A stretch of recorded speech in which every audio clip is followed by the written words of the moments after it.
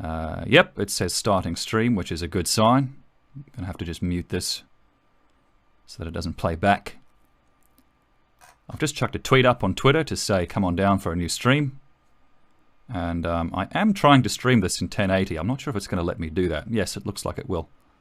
Very nice. If I go to 1080 here on the settings, let's see if that's actually... Yeah, it's looking pretty good. Crikey. Can't say I'm disappointed with that. So, welcome folks. I've got here Jobin... Oh my goodness, I can never pronounce these names. Jobinya Ralston says, hey Nick, glad you're doing this again. Thanks very much for joining me, mate. I hope to show you guys some projects tonight or this morning, wherever you are in the world, of a whole bunch of FL Studio projects that never saw the light of day, and a whole bunch of Ableton projects that never saw the light of day. You can see here I'm actually now on my Alienware laptop. Streaming in Windows is just so much nicer. My mouse is more responsive, the windows move around better, and I'm hoping that this stream is in 1080p. You should be able to set 1080p in your settings there, and it should look fairly decent, I hope, because there's just not a lot of movement here. I'm disappointed to see that they've changed the interface in FL Studio quite a lot. I've been using FL Studio since I was 12, and I basically just have to rewire everything in my brain, which is kind of annoying. You guys will have to bear with me while I try to relearn how to use, how this old dog gets taught new tricks, basically. We've got James C in the comments box. We've got LMC. We've got Alex Ross Daniels. How you guys doing? Thanks very much for coming in. A little bit of info, while we wait for people to tune in, a little bit of info about my setup. I'm using a Rode NT1 microphone. If we go into a new window here, I can actually show you guys some of my gear.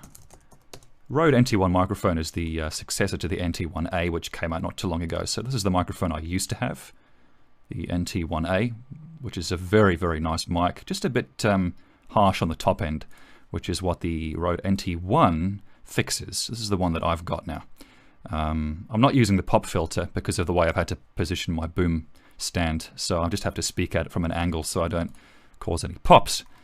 I'm also using this. This is a Native Instruments Audio Control 1, which is actually very old. It's almost impossible to even find drivers for this anymore, but this is the thing I'm piping my microphone through at the moment. And that's it, basically. And then I'm using my Alienware, which you can actually kind of hear buzzing away in the background. M17X, I think it's an R3 or an R4. Yeah, it's this puppy here. This is my puppy. This is my babe. This is like the only Windows PC I have at the moment, which I'm using to do some streaming for you guys today. So if you're just joining us, thanks for coming, folks. I have sent up a tweet. I hope to show you guys some new projects in FL Studio, some stuff that I haven't shown, and also some stuff in Ableton as well. And hopefully the 1080p stream is working out okay.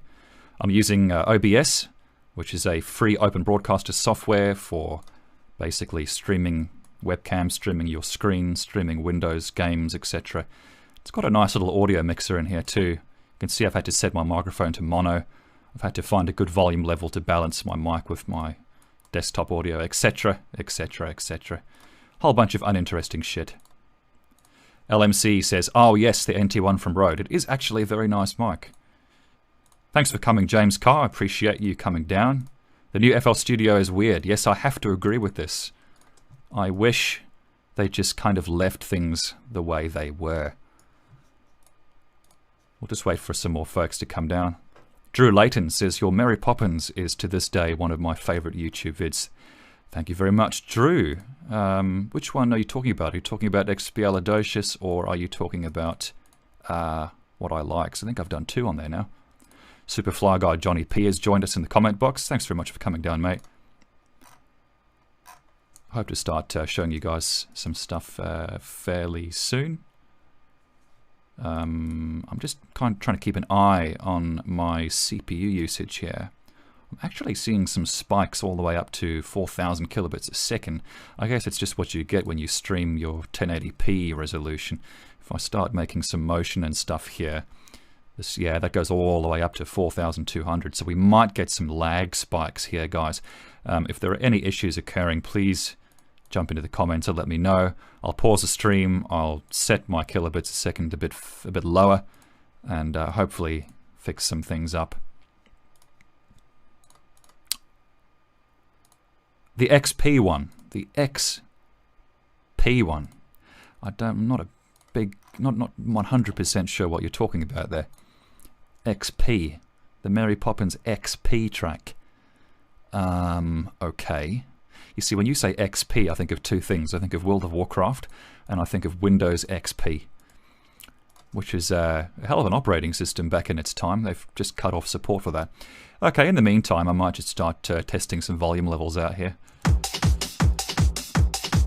This track starts off with a very basic drum loop. The skipping in FL Studio is a bit harder to do on time. This is a track I've tried to build up slowly over time, and then here we move into some chords. Just a granulizer. And we chuck some more in here soon. So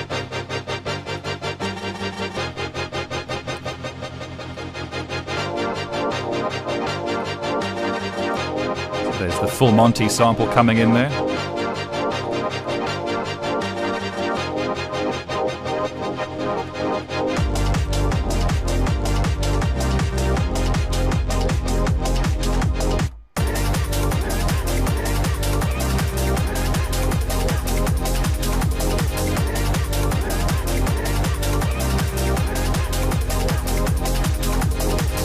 A little bit of information about this track. This is just some shit I started putting together in FL a while ago for no apparent reason. You've probably recognized some samples in there.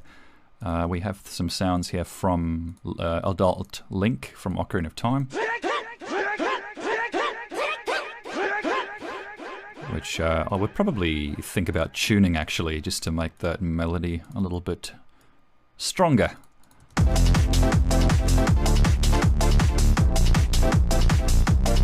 Just starting to realize actually there's no reverb on these chords, which I could swear to God there was. What I've noticed is that they've taken out the fruity reverb unit from FL Studio. This is no longer in existence, so what I'm going to have to do is swap this puppy out with a Valhalla Vintage reverb. Let's just do a quick little test here, get this leveling right. I don't like the fact that my spacebar doesn't play the track when I'm inside one of these plugins. That kind of pisses me off.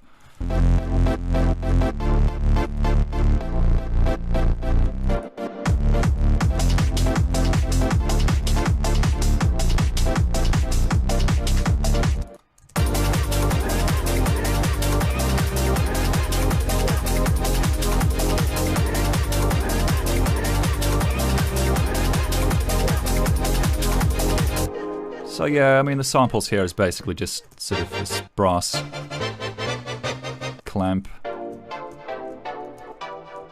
My very, very favourite Full Monty sample from Music 2000 on PlayStation. Let's check comments. Thanks for joining us, James. Simo Monkey joins us. Thanks very much for coming down. Token 32. Hope to be taking you guys through some projects tonight or this morning, wherever you are. FL Studio. This is a track called Hyper.flp. Hyper as in hyper, I guess. I don't know.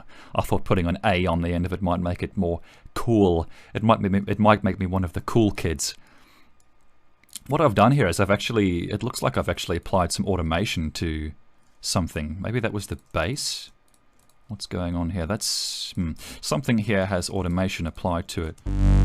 But FL Studio being the way it is, I have no real way of seeing immediately where that graph is applied to. It's obviously in one of these piano rolls. Shit. Maybe, okay, how do I do this again? I haven't used FL in ages. I've been using Ableton most of the time. Edit events? Nope, it's not in volume. It might be in the mixer. Let's check this out. I think there's a mixer setting here that's being automated. Yep, surely enough, it's the volume level on channel 2. See, what I would like is if I had some way of seeing easily what that automation data is and where it's applied. I have to kind of go hunting for it, which is a bit silly. So what I've done here is I've just basically makeshifted a sidechain compressor onto the volume level of the bass, which just reduces the volume of the bass on each kick. And I've had to do this manually using some kind of graph system.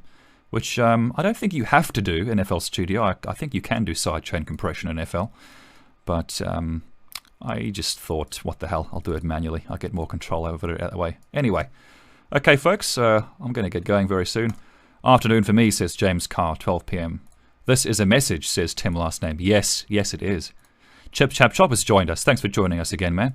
Nick, do you have a phone nearby to eyeball chat? A phone nearby to eyeball chat? A phone? No, I think you mean a webcam. No, I've thought about including my webcam as an additional layer in my broadcast software that I can kind of flick to when I'm answering questions and stuff. But the issue I've found is that my CPU is really going to struggle when I'm doing the webcam and the screen recorder stuff at the same time. So I might just kind of trial and error that a little bit more before I do it in an official stream. Why do I always join these things at the last minute? Well, that's largely my fault, Mark MJM. I don't really like putting myself on the spot so much. There's something I like about spontaneity and doing these things kind of on the fly, and then obviously just saving the stream as an uploaded video to my channel. Okay, so this was a track called Hyper, which kind of never really went anywhere. You guys have seen this now. So what I'll do is I'm just going to fly through some projects here that I haven't opened in a very long time and kind of just hope things work. Quite a bit of CPU usage here. We're probably going to be spiking a little bit, maybe. A little bit of crackling. See here, this is what I'm talking about. Fruity Reverb plugin could not be found. So what I'm going to have to do is... oh, okay, I've already done it. I've already replaced the reverb with Valhalla. So this is Ode for Lovers, which ended up on the Kindred Shadow album. I actually had a lot of fun. I have to say, there's something about FL Studio that is just... it's a little bit more fun to make in a weird kind of way. How do I collapse this thing? There was a way of collapsing this browser. Smart find, sort by... I guess I just have to do that for the time being.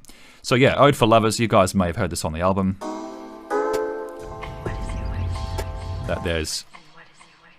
That's the voice of the Blue Fairy in Artificial Intelligence. This is a sample from SpongeBob SquarePants, actually. And then I've just kind of doubled it up, and then there's also something else going on around here someplace. It's a little bit disorganized, this project file, but anyhow.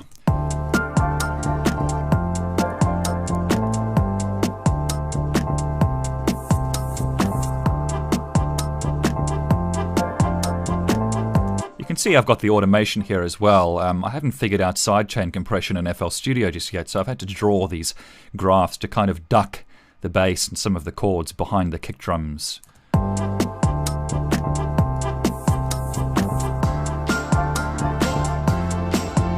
What do we got here? We got some loopage. And this, whatever this is.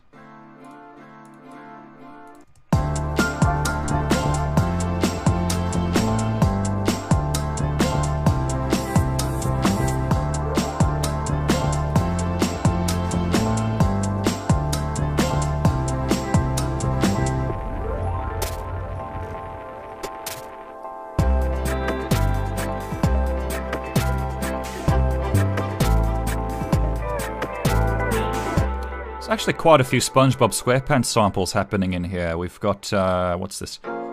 Nope, that is not one.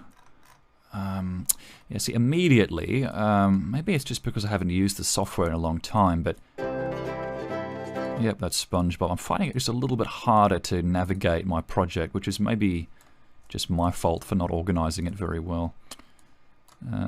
What's this? Nope, just hats. And just shaker.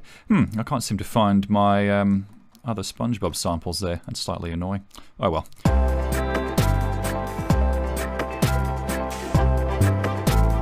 And then what I do at some point in this track is I start to introduce vocals that I recorded from a vinyl that my father had when he was a toddler. And it's a pretty banged up vinyl, but it was a vinyl of Noddy. If I go into Chrome here, and I'll just do a quick Google search here, I'll see if I can find this image. This is, crap. If I just type in Noddy vinyl, There's probably going to be that one right there. View saved. No.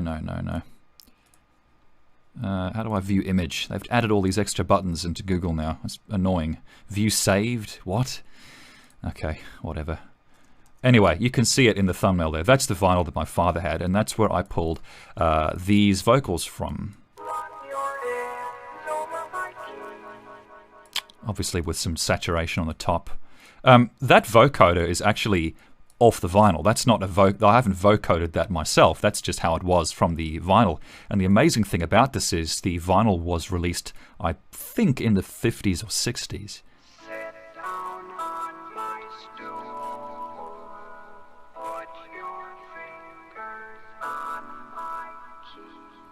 So I've stretched this out, I've reverbed it a bit, delayed it, and chucked it into this main section.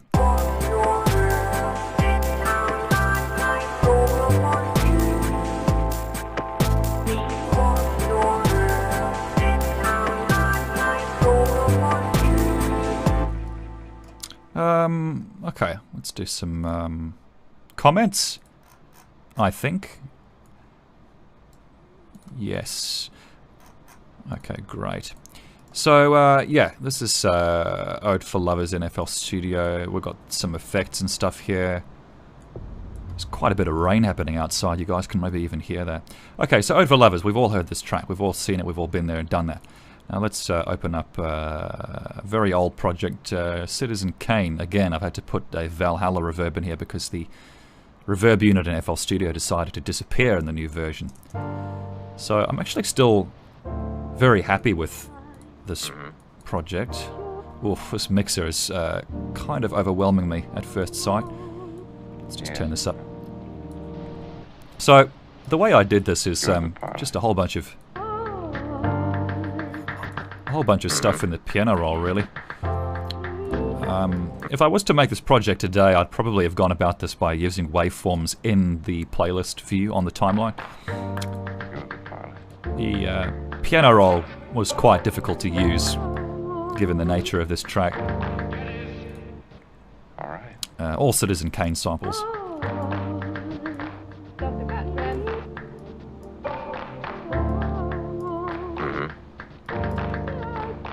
So pretty basic really, but I did have a lot of fun making this, especially this section here. There's no samples in here except stuff that I've taken from the Citizen Kane film.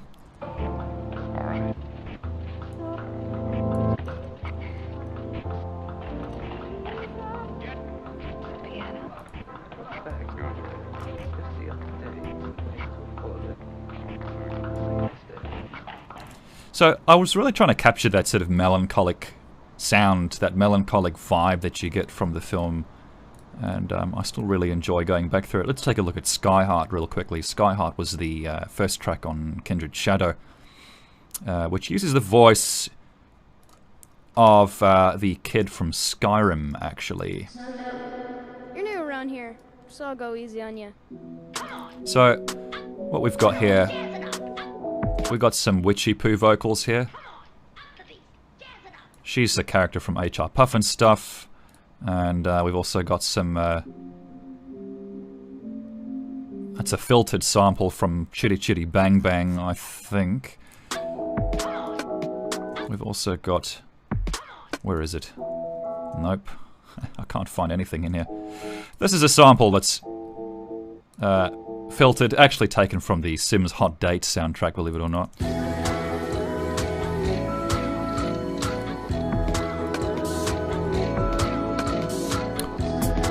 Quite a bit of automation.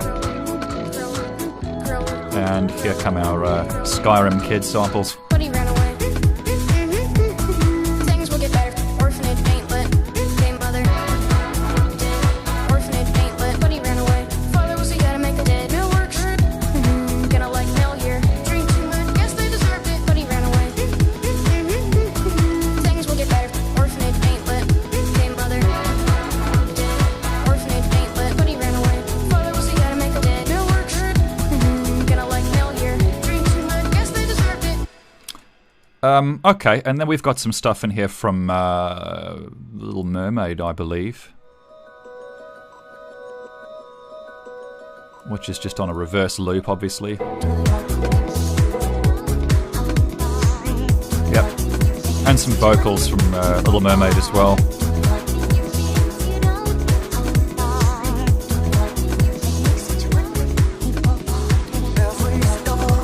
And some Winnie the Pooh there as well. PGA, obviously short for Pooh's Grand Adventure. And then I've chopped that up for some reason. So.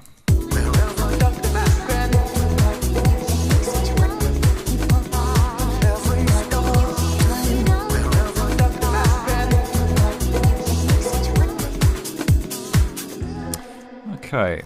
Yeah, I definitely find this software a little bit more difficult to kind of navigate and find what I'm actually looking at, because what I'm looking at here is just a bunch of bars, really, not so much... well, there's a couple of vocal waveforms here. I can see that these are vocals, but this pattern here, I don't know what that is. This pattern, don't know what that is. This pattern, don't know what it is. Yeah, this is kind of why I like working in the Canvas in Ableton, because everything becomes a waveform, and I actually prefer to shy away from all of these piano roll patterns, because you don't know what they are when you look at them. Anyhow, let's jump into comments real quickly.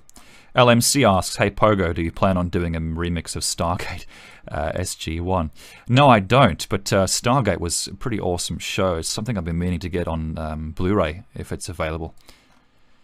There is a cranking noise in Sky Heart. What is that? Also, is there a Moonrise Kingdom in that song? No, I don't think there's any Moonrise Kingdom. I'm not sure what you mean by cranking. If I go through... actually, hang on a second. Yes, I think I know. I think it's this guy. See, I have to hunt this thing down. Like, the problem that you have with FL Studio is everything ends up in this long, ever-expanding list that you have to kind of hunt through. I think this is the one here. I think this might be the cranking sound you're talking about. So that's just a loop from a library. Pretty standard shit.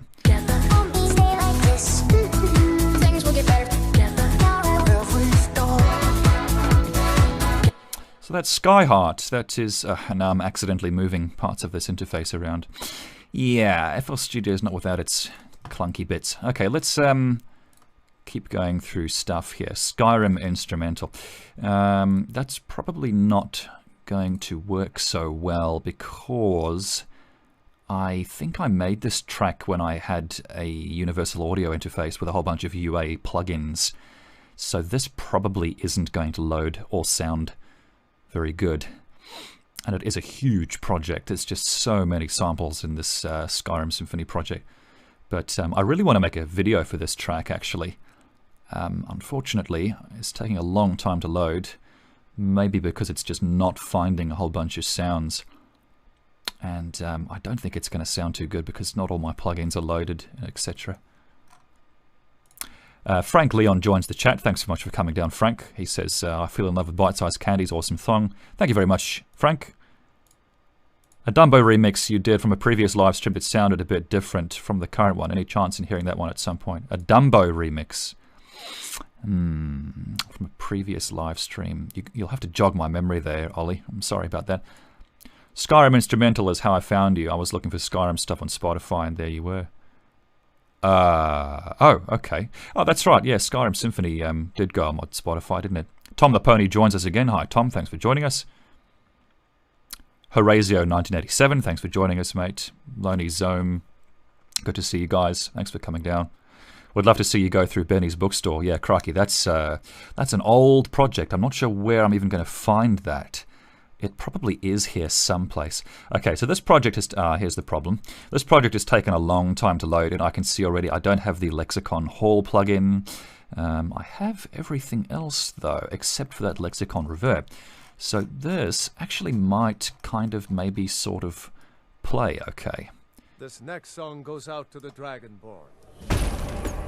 Yeah, so... Again, you know... project like this with so many goddamn samples, you can see if I just scroll through really slowly, you can see it's just a nightmare of a list to have to navigate through. There's just no... Like, if I want to find a hi-hat or I want to find a snare drum, it's like, well, take your pick, really. Have a guess. Yeah, I guess I could have maybe categorized all of this. I do find organization in FL to be a little bit more challenging. So... These are obviously all samples from Skyrim, which there's no reverb there, of course. My Lexicon reverb plugins have gone missing. Incidentally, if you want a really good reverb pack, you get the Lexicon PCM pack.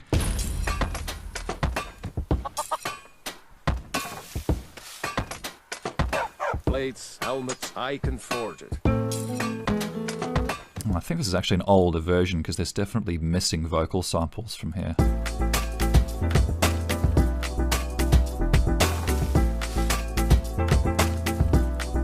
It's definitely missing. Oh, it's maybe because this is the instrumental version. Maybe that's why, Nick.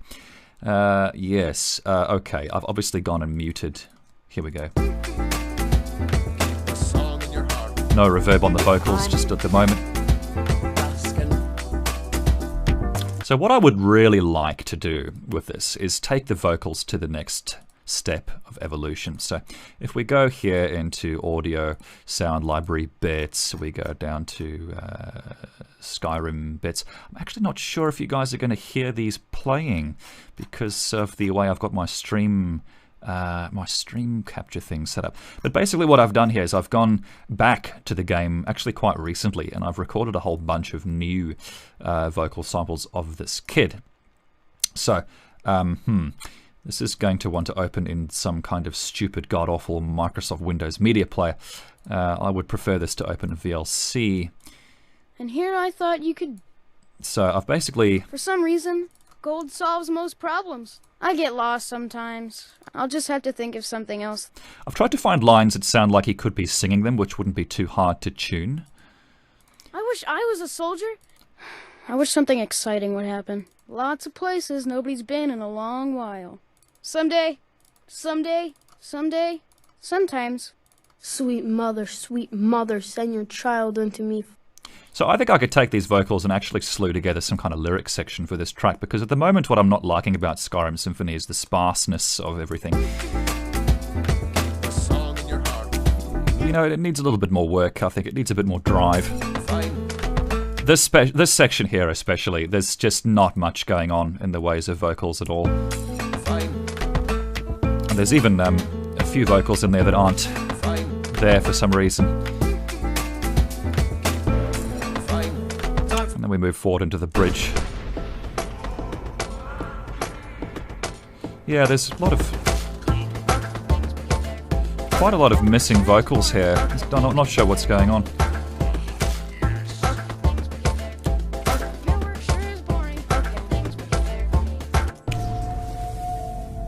Yeah, I'm finding a little bit annoying navigating this interface, to be honest with you guys.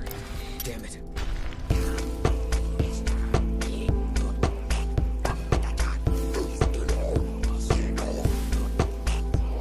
So there's basically just entirely sounds from the Skyrim game here, so not much to talk about really. I find it easier to take you through my workflow for you guys in Ableton Live, just because of the way that the whole interface is laid out. This is a little bit more tricky. But I will be showing you guys some more Ableton stuff very, very soon in this stream. Might do a switch over soon, actually. Daniel Harris says, oh yeah, do a Dark Brotherhood one. Yeah, that would be a great idea, actually. There's so much in Skyrim. You could make a track out of each faction if you wanted to, or each character. Your World Series was heavenly. Thank you very much, Alex. I'm actually heading over to Japan maybe in September with my friend Dusty, and I hope to take with a camera and microphone with me. How do you feel about Windows 10, asks Magnus R. Paulson. I actually really like it, to be honest with you. I think it's much better than anything I've experienced in Windows 7. It just feels like they've got their shit together a bit more, you know? I think Microsoft has realized that, well, it's kind of dumb having a tablet interface on a desktop computer. It's a stupid idea. I think Microsoft has figured that out. I really like Windows 10. I think it's working out for me. AI1 Live. Now, this is interesting. This must be Alice in a live format, I suppose. If it's going to work. So this is quite an old track. Obviously, this is Alice. This was the first track I ever made, which went up on YouTube. Really, this is the original sample from Alice in Wonderland, which only happens for like 1 second between 2 bits of dialogue. And I scaled that down onto a piano roll like so. And you can see what I mean. This is a very basic project. What I've done actually is I've taken the drums out so that I can mix better drums in live when I'm performing this track.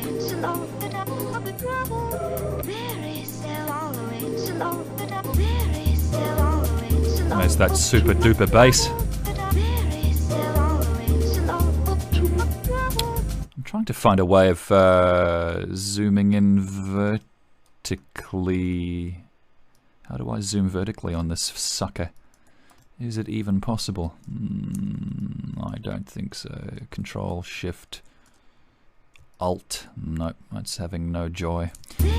Okay, so there's Alice, or at least most of it in one piece. This is easily the most basic thing I've ever made. I mean, you can see why I get annoyed by the fact that this is so many views. This is like half an hour's worth of work. But, yeah, freaking classic. So we've got some more folks in the channel. Thanks very much for tuning in. Yeah, not a whole lot to show about this track, really. I've got 2 samples here comprising the bass line. It's just a nice round bass sample, which I have enveloped a little bit, and then a much deeper bass to go underneath it. And actually, there's the choir.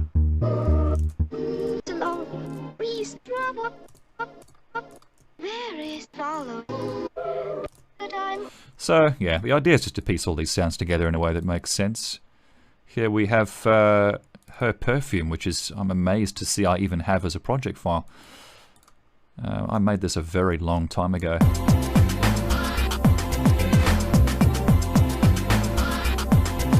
So, that's from Oliver, the 60s film. Again, Oliver. I hate the fact that this window decides to change its position back. Every time I move it, it's like, no, I want to be there. Nope, I want to be there. Nope, I want to be there. That's annoying to me. This window should remember its position.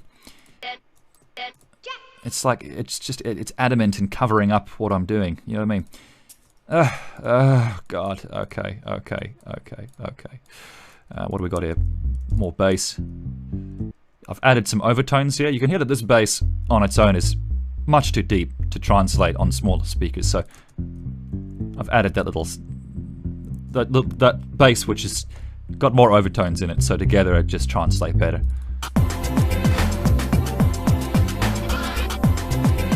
You can see I've automated the volume levels of the bass to mix better with the kick drum.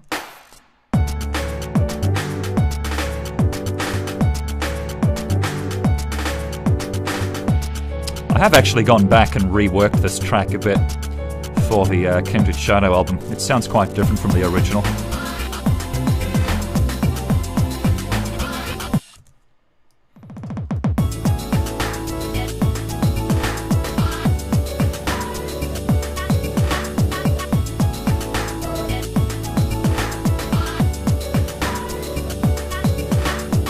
Blows my mind I can't zoom vertically in this motherfucker. Okay, I can do it on the horizontal, I just can't do it on the vertical. Alright, that doesn't really make much sense. If someone knows of a way of doing that, please do tell me in the comments section. Zoom in vertical on the other scroll bar. No, it doesn't work. If I right click and drag on the vertical bar, it doesn't do anything. If I right click and drag on the top bar, it zooms horizontally. For some reason the vertical one doesn't have the same behavior. Here we go. Okay, so it's this little corner button here. That's not what I expected at all. Okay, so it's this little top corner button that does the vertical zooming. Right. Yes, they've obviously changed that from previous versions. This new stuff's definitely screwing me around a bit. Her Perfume, Pinocchio. Yep, Pinocchio, which I was going to call Pinocchionic Plop in the original. And then I decided, no, that sounds a bit dodgy. Just got to keep an eye on my CPU usage here. We've been streaming for 34 minutes. Jesus. Okay, this is Pinocchionic. This ended up on the Kindred Shadow album. Again, I don't feel too... I don't have a great... Yes, I think I've... Whoopsie daisy. Okay, now it's taken me somewhere else entirely. What has it done? It's taken me into the audio clips section. Okay. Yeah. Alright. So, yeah, a whole bunch of Pinocchio samples here. It's a bit slower than I remember. bass is definitely sitting a little bit proudly for my liking now that I listen back to it.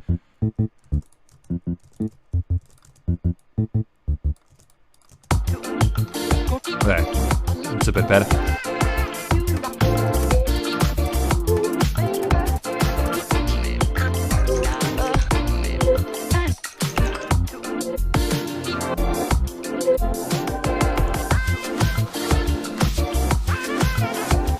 So this is kind of what's good about FL Studio. You can just pull samples into your pattern editor here and just start chucking them on your piano roll.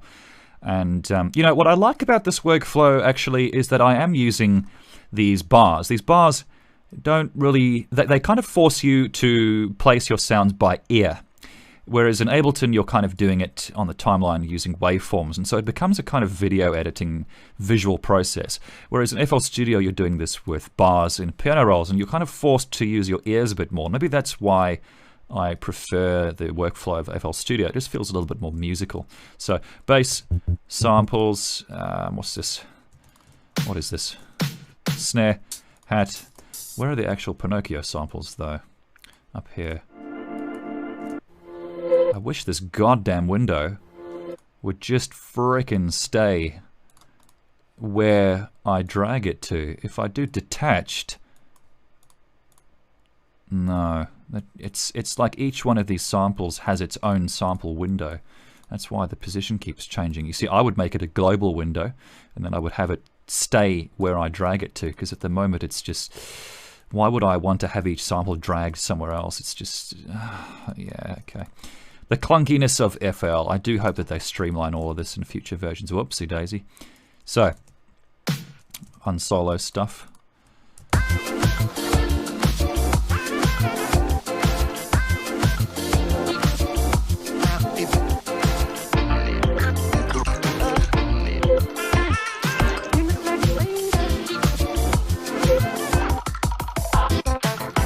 So there's a wood block in there someplace. Pretty much, I'd say all of these except the kick. There is also percussion loop that I've actually gone and reversed. I've actually used this percussion loop in a lot of tracks, including Alice. And I've just reversed that for this track. Which has required me to actually kind of offset it a bit, because obviously when you reverse a track, the timing of the transients gets mucked up and stuff. Jesus Freak 101 joins us. Thanks very much for tuning in. Have you heard of Little Tommy J? Asks Tom the Fish. He is pretty much the Pogo video games. That's pretty cool. I need to check him out. Little Tommy J. The Jam of Love says, love all your songs, especially on dark rainy days. Thanks very much for tuning in. How long does it usually take to collect samples for a project, Nick? Asks Josh CB. I don't know. You kind of record some samples, you drop them in, then you decide you need more, so you go back, you get some more, drop them in, get some more, drop them in. It's kind of a give and take. It's back and forth. I would say sampling usually takes me, I don't know, like in the case of, let's say, Breaking Bad. Let's go through my Breaking Bad samples real quickly. Show you guys some Breaking Badage.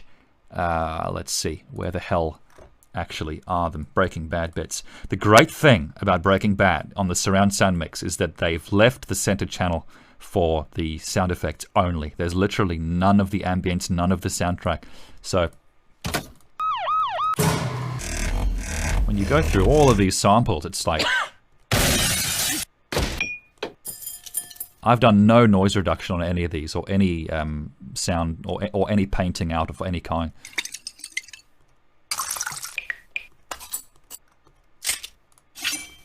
Transformation. Listen up, listen up! Yes, it's fine. Fuck you and your eyebrows! Copy that. Think I might... Oh, God. Oh, my God. turn myself in? You're just gonna sit there? A round bottom boiling flask. Yes, I mean, the surround mix on Breaking Bad it's bloody nice. It's just so perfectly isolated, all of the sounds. If you are recording from DVDs and Blu-rays, you should be definitely recording sampling from your surround sound mix, because you get much better isolation. In fact, most of the time you won't get vocals on your surround channels at all, so you can record your music in isolation, which is super helpful. I do have Breaking Bad samples. Yes, I do. I've just never put them into any kind of project just yet. Would you ever consider doing a Kickstarter for a Euro tour trip like you did when you travelled to Tibet? The Tibet Kickstarter was to remix the culture of Tibet. It wasn't so much to play live. I really want to go to New Zealand at some point and do a world remix in New Zealand, as the Americans would know it best. Hobbitland, Lord of the Rings world. But I wouldn't do Kickstarter again because I just hated the idea of turning a passion project into a commission. You know, you get back from your shoot and you've got 1,001 people tapping their watches who've invested money in your project. And I much prefer the idea of being on my own time and my own money. And, you know, finishing up when it's done, when it feels like being done. Can't help but notice the slick, clear naming on the Breaking Bad samples. Is that manual or have you got naming automation going on somewhere? Thanks for tuning in again, Mr. Simon. Nope, I just name these things manually, basically.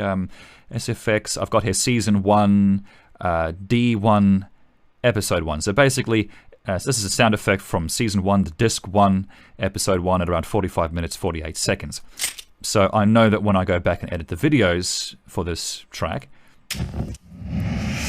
I can look on my timeline or I can look in my pattern list in the case of FL Studio, and I know where that sample is from. I know where to go back into the DVDs and pull those samples from for the video edit. Answer a couple more questions. How many movies, television shows have you sampled? Quite a few. I've got here Breaking Bad, TV shows. Actually not too many. I did have Fresh Prince of Bel-Air, but I think I've only got a few here. I did my Fresh Prince track on an old iMac, which unfortunately doesn't work anymore, so I've lost most of that stuff. All of my hook samples are in here.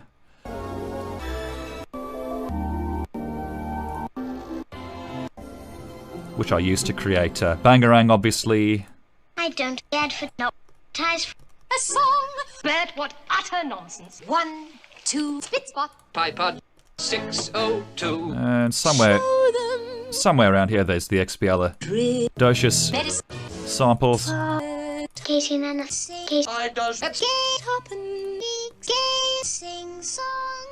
Yeah, so you can hear I haven't even taken the music out of the background of these. But they just kind of, I don't know, when you get it into a mix, you don't tend to hear that stuff anyway.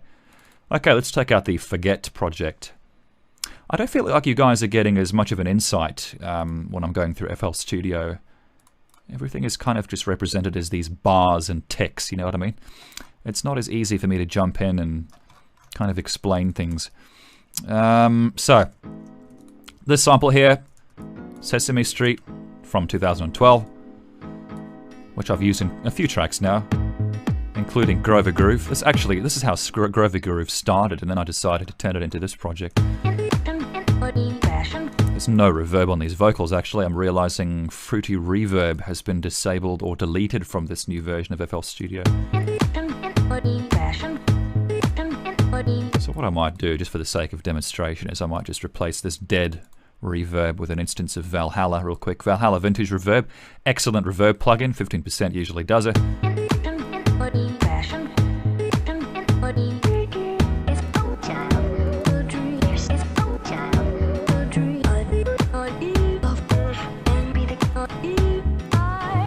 This mix is sounding a little bit more dead than it was. Maybe there's a limiter somewhere that hasn't activated. But yeah, this is basically all just sampled from Cinderella. You see, what would be nice is if I had a way of like shift clicking or alt clicking on these things and then it plays the sample. That'd be quite nice. Cinderella. Cinderella stuff. What's this? Sleeping Beauty, more Cinderella. Yeah. Oh yeah, I've actually got an automated... You can tell I had too much time on my hands. I've actually automated the volume level of that sample. I think. Yeah, don't even know why. See, I'd actually prefer to have this like this.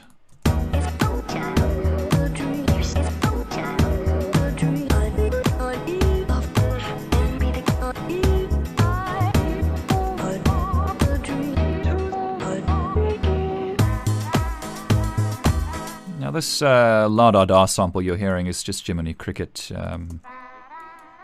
which is just on a crossfade loop, and then I've assigned it to modulate the panning, which I actually can't even remember where the hell that is. Not helped by the fact that they've gone and changed everything in the interface. But there is a pan modulator on there. I just don't know where the hell it's gone. Jesus Christ, I have not used this software in a long time, have I? This is kind of embarrassing. Yeah. Okay. Interesting. I don't know where that's gone now. But anyway, that's Jiminy the Cricket. What have we got here? We just got basic bass and chords. Basic kick on its own pattern for some reason. There's some supporting chords just to help the pads. Okay. Basic drums. Pretty basic shit, really. And what's this? What is this? Oh yeah, Pinocchio sample as well. Okay.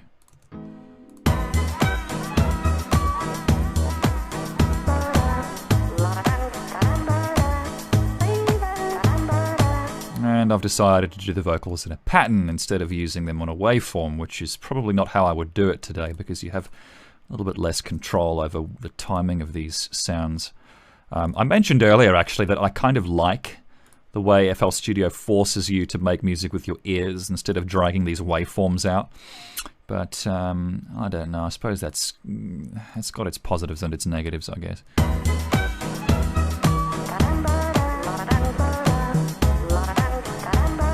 Yeah, so not a whole lot to talk about this track, really. There is a loop here, which is over.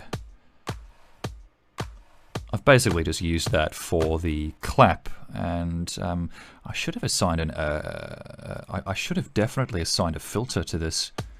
There used to be a filter section in these waveform editors. There was a built-in high-pass, low-pass thing in the samples. Don't tell me they've taken that out, or is that just because it's an audio clip? Maybe. If I go into, they've taken that out. The sons of bitches. You can't be serious. Maybe it's only in these sample windows. Yes, there. Okay. You used to be able to adjust inbuilt low pass, high pass on the audio clips as well, I'm quite sure. Or am I telling a lie? Anyway, let's forget. Okay, let's see if I can find something I haven't released. The Distance. Let's open this up.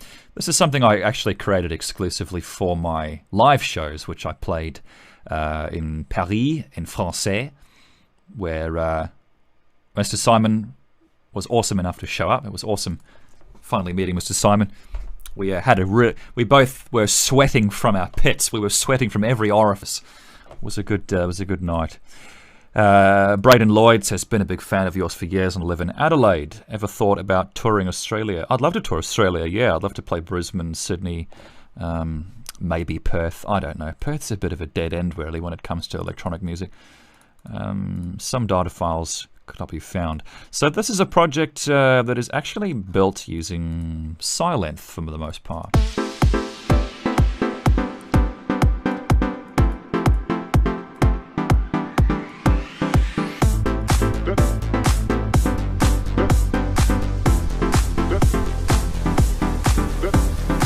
What I've done here is, because I haven't figured out sidechain compression in FL Studio, I've just assigned a volume automation envelope to the bass and some of the chords on every kick.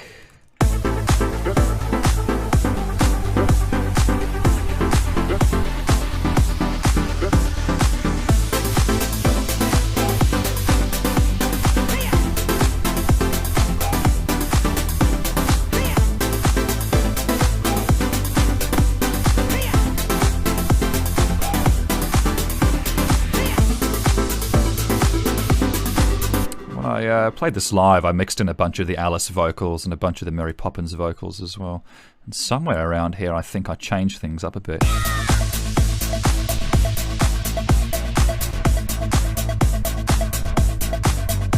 So basically there's a ton of Sylenth instances here.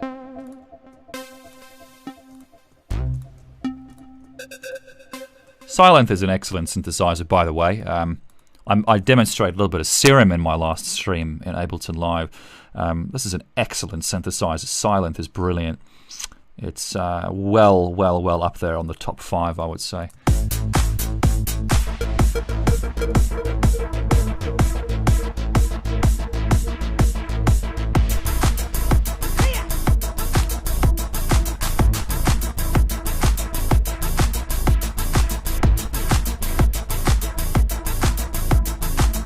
can't remember if I changed the BPM in FL Studio or if I did it in Ableton for the live show. I think I might have done BPM change live. Okay, quick comments, check. Silent has amazing presets. Yes, it does. In fact, you can torrent some amazing preset packs for Silent. Is that the base for that gardening advert you did? Gardening advert? Shit, I don't even remember that. Weren't you going to upload a video from that show? Yes, I was. The problem with the Paris show is that I had 2 cameras rolling, so I had 3 audio tracks to synchronize for a 2-hour set. I had the audio from the one camera, audio from the other camera. I had the one on the left side, one on the right side to get stereo effect, and then I had the original track that I had coming out of my audio interface. So you have to synchronize all of that, and you have to edit this 2-hour video. Even just doing a highlights reel, it's just a shitload of work, having to chop all of this footage and stuff down into a live show preview, but I definitely want to get around to it. The Paris show was quite fun. Been a fan since 2007, says Noel Monterreri. What was the toughest project you've worked on? I would say probably a project I did for General Motors. You guys have a thing in the United States called OnStar, which is some kind of in-vehicle security system that they wanted me to do. And it was basically just making music out of this stupid voice in the OnStar program, and I don't know, it was just I just hated working on it. One of the downsides of doing commissions is that you don't always get to make your best work, and that's made worse when you're obligated to publish it to your channel. Any chance that you'll be performing live in the UK? I would like to, yeah. I'd like to pair up with Geesh and Mr. Simon maybe, and Shima, and Remix Luke, and all that's... there's a whole bunch of guys over there, actually, who I'd love to play shows with. How you slice samples. Undermining all sliced. I don't understand. But slicing samples, I basically just slice them up in the playlist editor here. Just like this. I will say that slicing samples on your timeline in FL Studio isn't nearly as fun or easy as it is on Ableton Live. Ableton's sample chopping and stuff is just so much more fun. It's so much more malleable. For example, if I want to create an alternate version of this sample here, what I have to do is I have to select the slice tool, click and drag over here, and if I want to change these in any way, I have to select this one, I have to go make unique, and there's a duplicate version. You see, I don't like that system. In Ableton Live, it's all just done on a timeline in exactly the same way it would be done in something like Final Cut Pro or Adobe Premiere. Ableton Live, you've kind of got this thing called a playlist editor and then your pattern editor. And I like FL Studio, but when it comes to wrangling your samples and chopping them and working with them on the timeline, I don't think it's quite up to scratch with Ableton Live. So yeah, that's a track called The Distance, which I basically just used to have fun with live. Skyheart, Seinfeld. I don't think I did too much with this, actually. This was basically just a whole bunch of percussion samples from the show.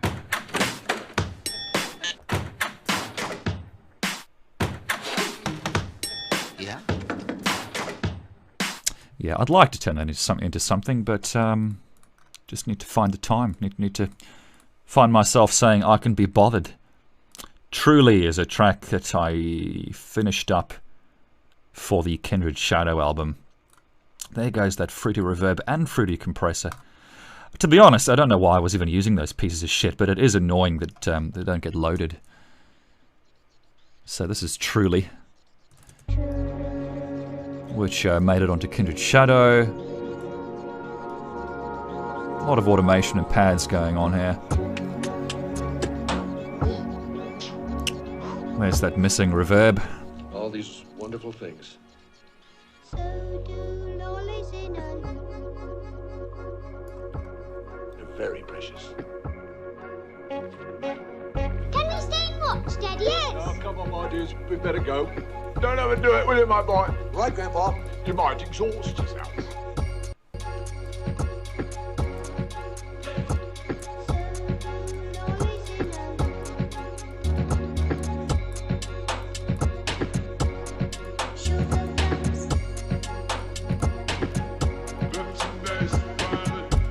Now, up here we've got something that I made a long time ago, actually.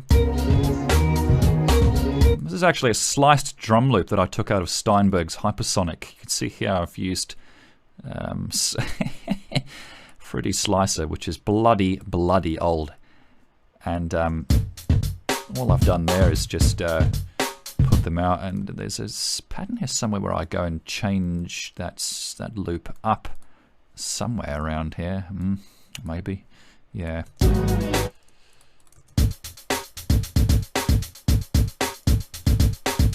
So that's one thing I first discovered about FL Studio. I fell in love with the fact you could slice samples up onto a piano roll. Was very fun.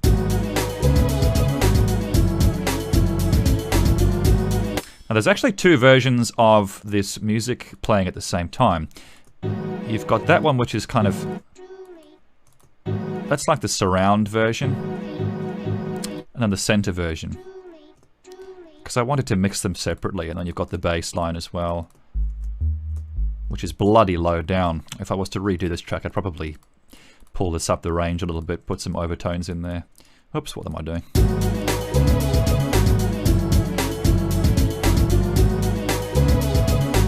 Bit of automation here, automation clips. I actually kind of like automation clips, and I don't like them.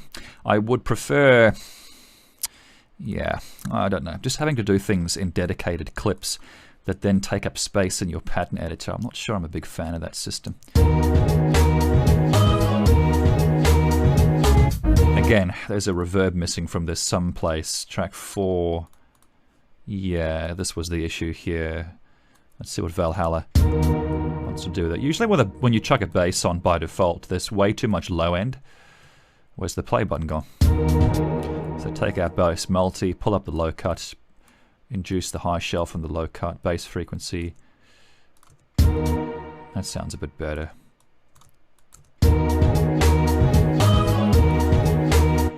Yeah, I like that.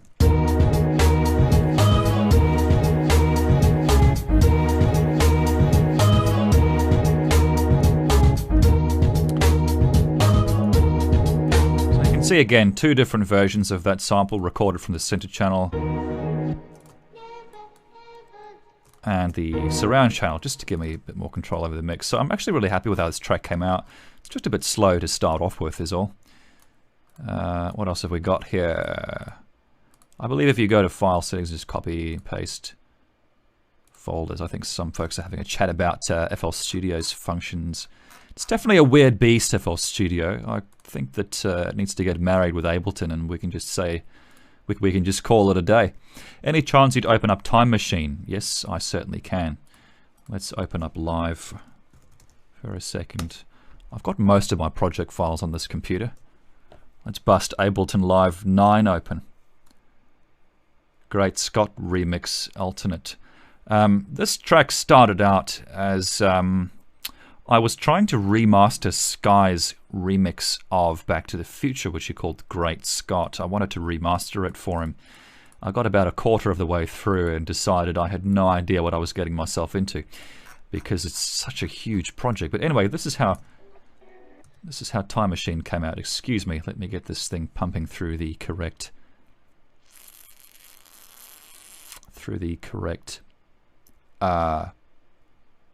thingy-majig. This actually might not work, come to think of it. Okay, that's kind of annoying. Driver type ACO, DirectX. Yeah, this actually kind of might not work, I'm afraid. You guys should be able to hear that. Yep, I think that wants to work. I'll find out sooner or later. Have you ever thought of bringing back your Driving with Pogo series? Absolutely not. That's a side of my personality that belongs in a graveyard or in a vault somewhere, never to be seen or heard by human ears or eyes ever again. So what I've got here is some stuff that Sky put together. And I've just reverbed that a bit. And so I listened to those chords and I tried to recreate them here.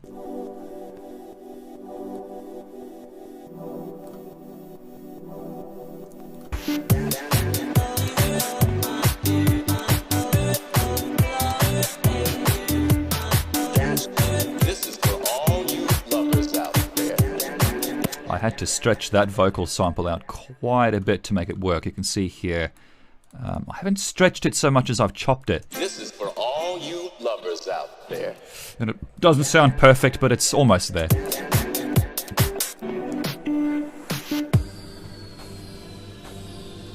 Kind of boring build, to be honest with you. History is gonna change. These vocals are done by Sky, actually. All I've done is just basically tweaked them up here. Reverb, compressor, EQ. There's a little bit of crackling on the buffer there. Sorry about that. There's not much I can do. Saturator. Lots of EQ, ping pong delay, slight ping pong delay. Which I've then automated.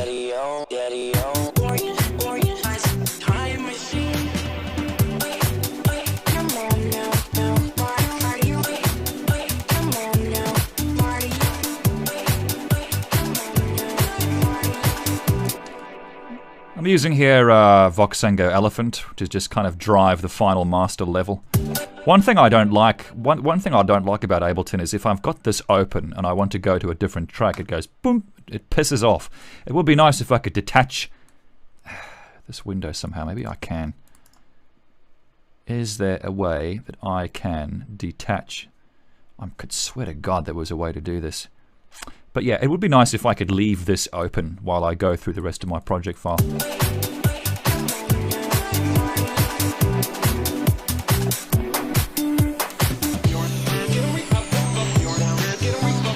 So yeah, basically we've got some pads here, which I think is just operator inside Ableton.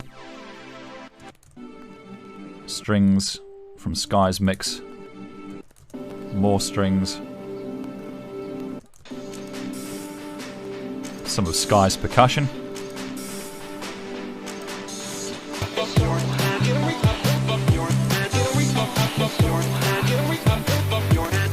That's obviously Biff's voice.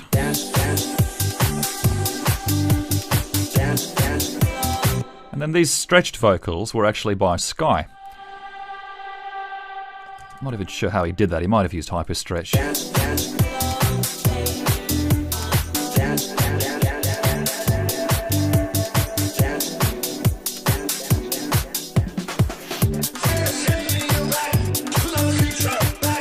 Now, there's that bloody Stellar sample that once again decides to have upped and buggered.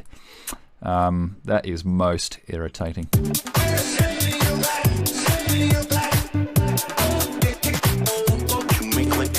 But yeah, all these vocals are by Sky, basically.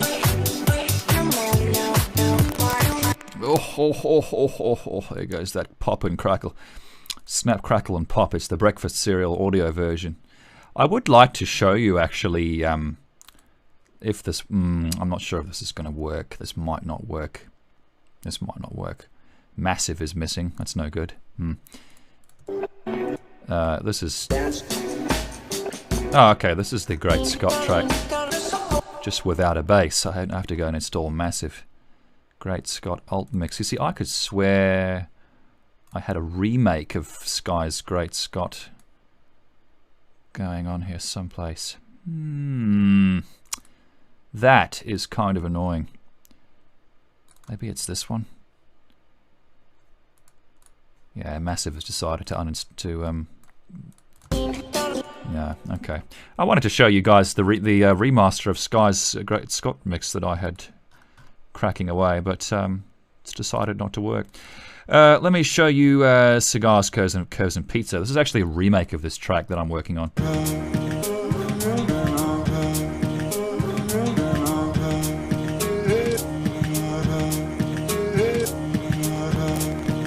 It's actually a sample from Breaking Bad, this thing. Come on, behave yourself.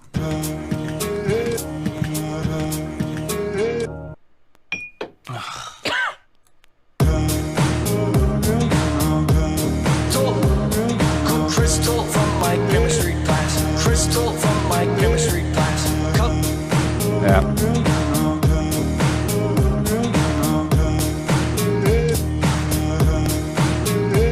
Again, so what I've done is I've stacked a whole bunch of samples onto each other, but I think in hindsight it would have been better to just do this like in a drum sequencer or something. So that was kind of a remake kind of the Cigars, Curves and Pizza track. Noise and shit I think I've shown you guys. Let's just have a quick look-see. Can we see the Secret Garden track you were working on, not the Mary's Magic one? Secret Garden track. Shite. I think you might be talking about... shite. If I type in stuff, it's going to be one of these. Not that one. Not that one. Not that one. Not that one. And not that one either. Okay. Let's see. The Secret Garden TSG. That's Mary's Magic. No, it will be someplace. I just can't remember the damn name of it. So this is a project I started not too long ago.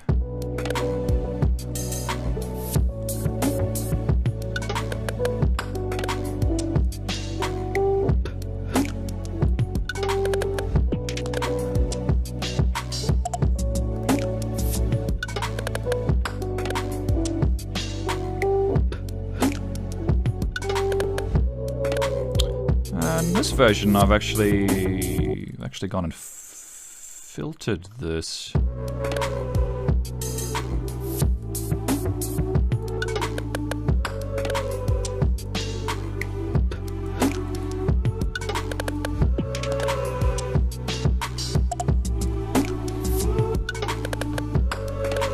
It's from a soundtrack from The Party with Peter Sellers.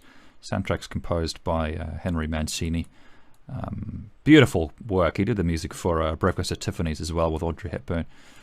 Okay, let me show you some Simpsons stuff. This is I didn't do too much with this actually. I really just knocked this Simpsons thing together for the sake of some live track, for some live work.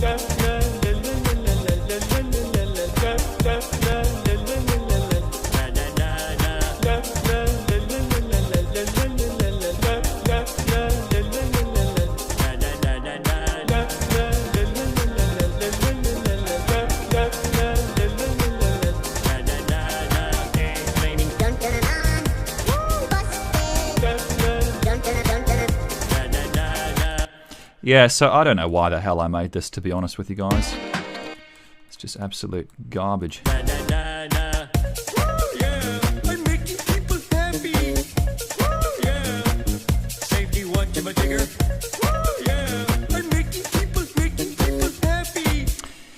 Yes, so I'd really just knocked this together for the sake of having some new stuff to show playing live.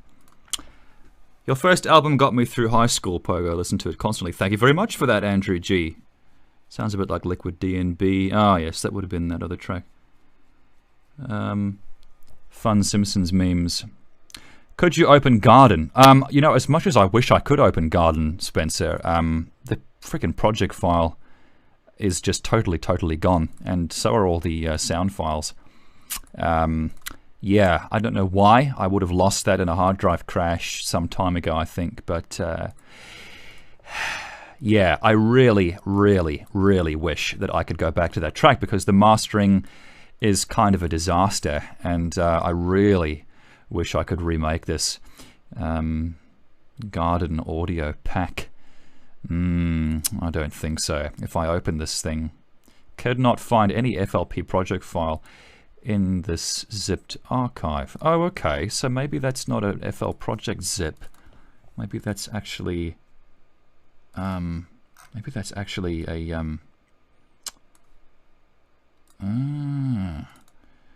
yeah, right. So literally I don't even know why I made this. It's literally just the track inside a zip file. What is the good of that? Garden Funk. That might actually be the project file, but I don't have any of the samples from the project file, which is really friggin' annoying. Garden Funk. Gardenfunkpresentation. What the hell? Presentation? What? Yeah, what is this? This might just not function at all. Trillion could not be found. Trillion's a great bass plugin. BFD2. No, don't know what this project is now. UAD Ampex, UAD Studer, Lexicon. Wow, okay. Wow. Yeah, this is just not going to work. Okay. FL Studio has this weird way of just finding any sound that it can that has that exact file name and just chucks it in. It would be nice if it stored the directory information of that sample. That would be a little bit more helpful. So yeah, unfortunately I don't have my garden project file or the samples. I'm really annoyed by that. Andrew asks, do you work for Disney yet? No, I don't. Jared Marino, have you heard of Crypt of the Necrodancer? It's a really good name. Oh yes, I have heard of that. It's a rhythm-based game, isn't it? I've got to check that out. Skyrim Symphonic is probably one of my favorites. It'd be quite interesting to see how complex of a composition.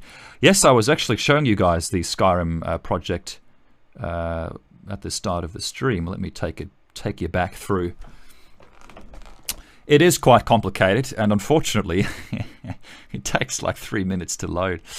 That's how complicated it is. What did you use when making Alohomora? I used FL Studio. I probably still have the project file here somewhere and the samples.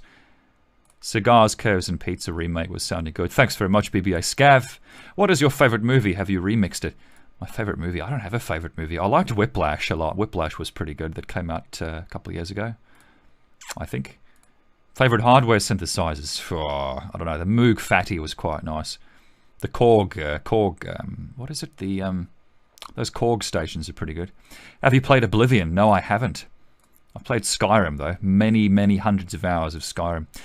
I just reminisced about all the years have been a big fan, and the long, dreadful, and ridiculous USA visa situation come to mind. How far are you through it? I've got 5 or 6 years to go on my US ban, actually, I think. So 2020, 2021, I should be able to get back into the States.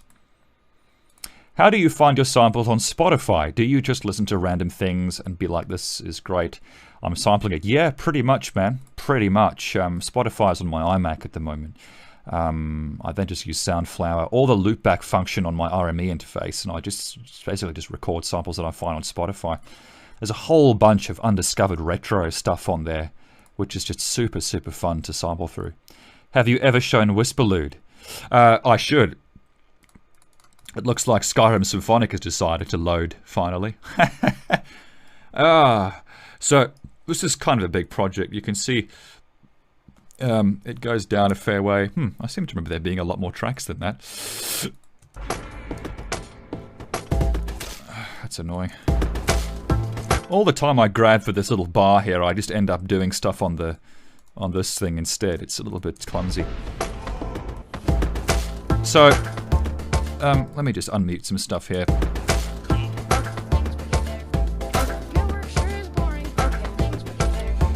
So this is basically a ton of different... I'll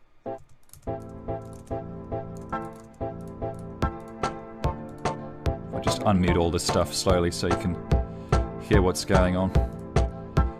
There's ambience from Skyrim. Bass.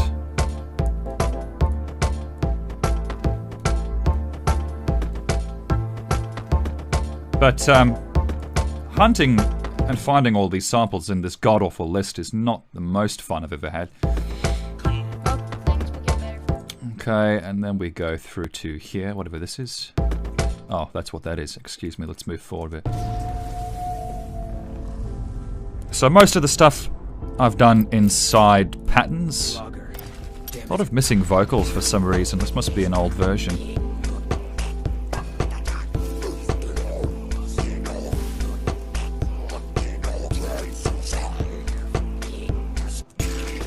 And then we move over here to the kind of battle section. Wherever it is.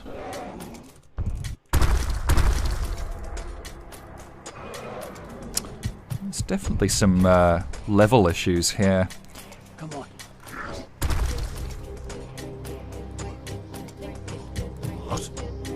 Stay alert. We're so dead. Hold on, Sky. Guard you. Get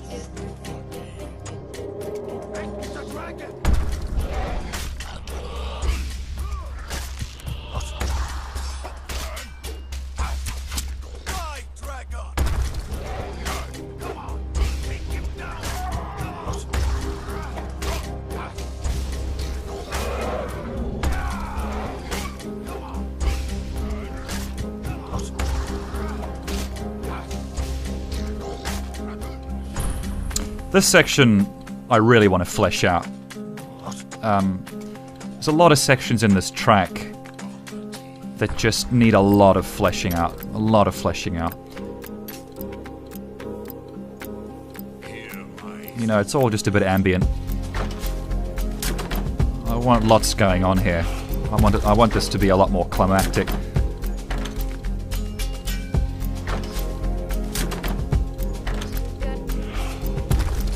But there's your samples. I really wish this frickin' window would stay in place, for God's sake. But yeah, it's I want to keep working on this project. I'm nowhere near done with this track, or I've hardly even started the video. I was showing you guys a little bit earlier some samples that I've started recording from Skyrim again. If we go back to Skyrim bits and we go down to the kid, I've started looking for lines that I can piece together into lyrics and tune them. Those mean old dragons. This is gonna be so fun. The strongest one ever. Things won't be the same without her. Just things that sound nice. Now what'll I do? Nobody ever does. Nice weapon! Lots of places nobody's been in a long while. Let's play a game. I wish something exciting would happen. And then I've started doing the same thing with the male Nord. All I want is... and sing till our fate calls, and the fullness of your hearts came out of the shadows, can hold my heart for long. Dragons have fight for Skyrim, flying down the valley to go to new places and see. Oh, I don't like this. I guess I'm doing all right. I love a good sword fight. Yeah, so the idea is to, you know, because the vocals in the track at the moment are very, very sparse. This section's okay. But this section here, it's like I just started working on it and then just stopped. There's, yeah, that needs a lot of work, this track. It needs a lot of fleshing out. But I really want to go back to that at some point. Ode for Lovers, I showed you guys. Drunk in the Mapmobile, Forget, Grover Groove 2, TLM. Now, I don't think you guys have heard this track, actually. This is a, made this a long time ago. This is years ago when I was maybe 19 or 20. And this was the beginnings of a Little Mermaid track, which kind of never really manifested.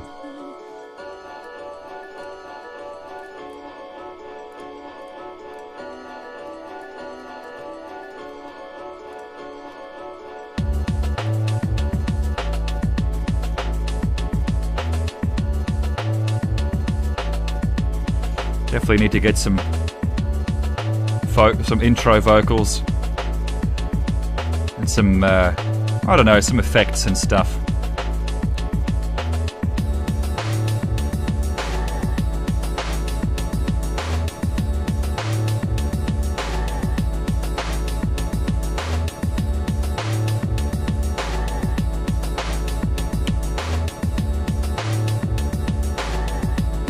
So yeah, pretty basic shit. Made that years ago, never really went anywhere, but would be quite nice actually to keep going with that track and get some kind of vocals of Ariel in there.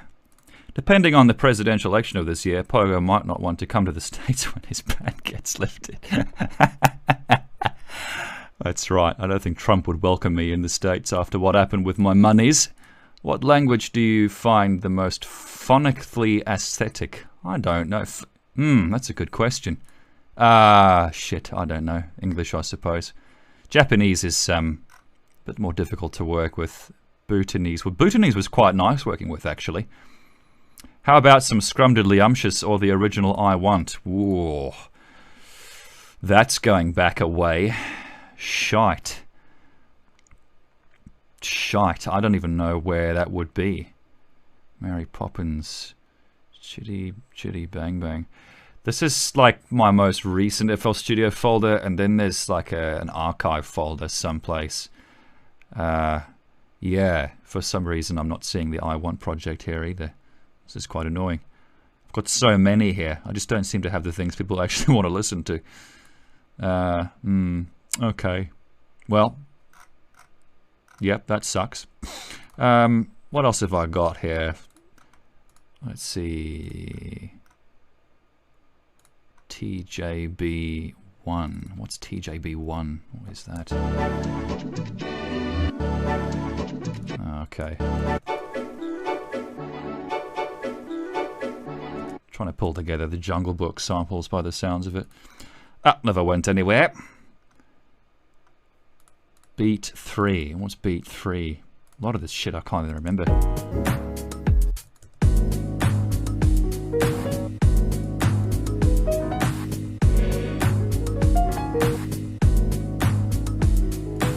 Okay, fair enough.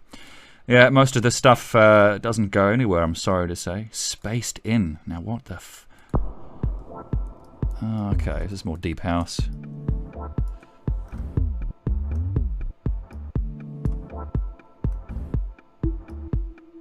See, how come that reverb is loaded? Which reverb is that? Ah, I used reverb 2. Fair enough, that explains shit.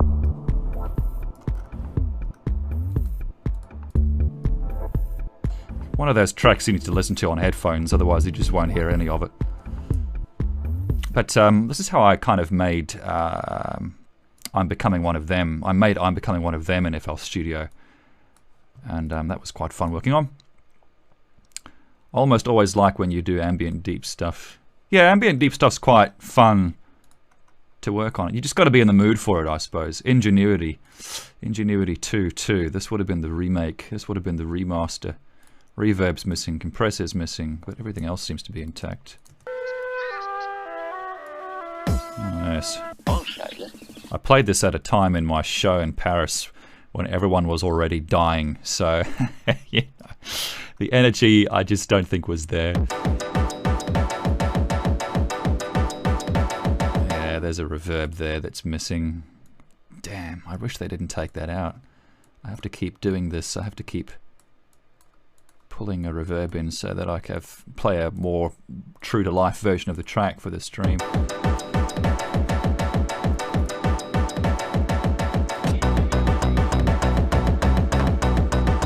But this is a really basic track.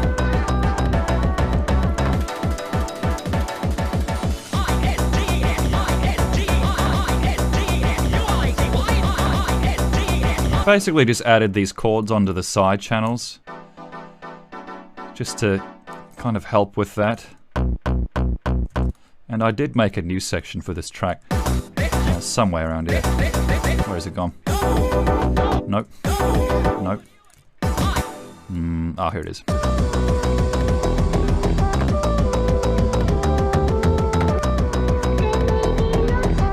Bass line's pretty messy.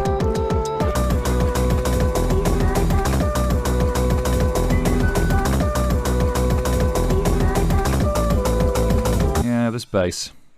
Where is that bass? Where's that troublesome bass? Yeah, that's going through a distortion effect or something. Damn, why is this mixer so gargantuan? I remember the days when the mixer of FL Studio used to be like this. Actually, yeah, that's much nicer now. Yeah, I'd probably layer this actually. I'd probably add a different bass sample in there just to make it sound a little bit cleaner. See, it's a bit nicer, but it does need some extra overtones. Let's check comments real quick. What are people talking about? Do you plan on actually releasing Bigger Blue, one of my favorite tracks by you? Not really, no. Not a big fan of it, to be honest. Where is it? Where is Bigger Blue? Bigger poo is what I'd call it. Okay. It's not even actually in there. Maybe it's in the exports folder. Blue. There's bigger. There it is. That's BFD2. That kick drum is just so like ridiculously overpronounced. You would never play the drums like that ever.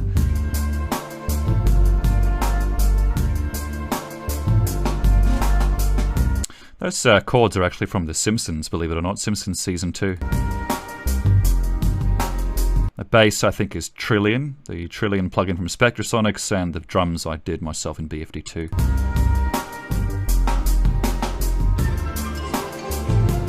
those orchestral things are from Spirited Away, obviously.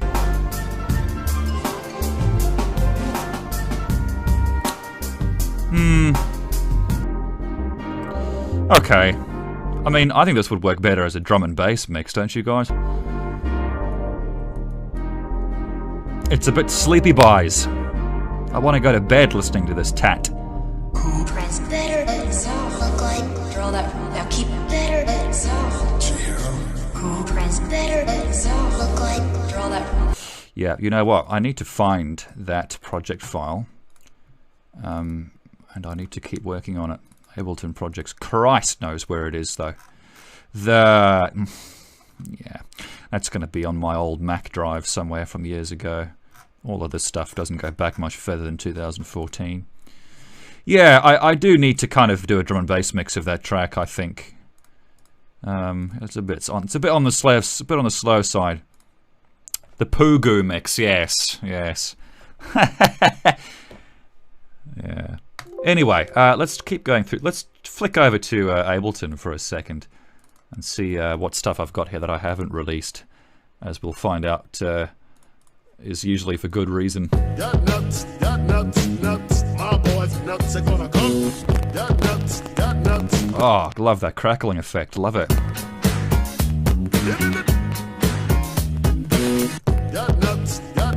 Nuts, my boys nuts are gonna. I swear to God, I have this thing on 4,000 samples of buffer. I mean, that is like, surely that's enough. Surely that's enough. Nuts, my boys nuts are gonna come. Yeah, I thought that was quite funny. That's the brick fella from, whatchamacallit, Borderlands 2. Now, what the hell is Jupiter 8 fun? Yeah, I don't actually have the VST, so none of that's going to work, unfortunately. Transformed. What the hell is this? Oh, yeah.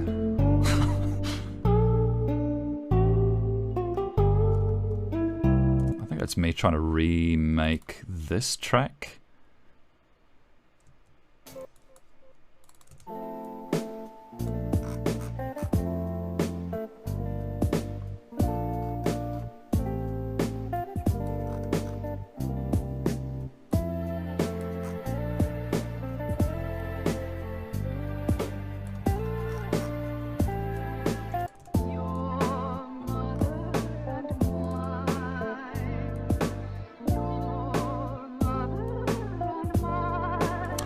Vibrato.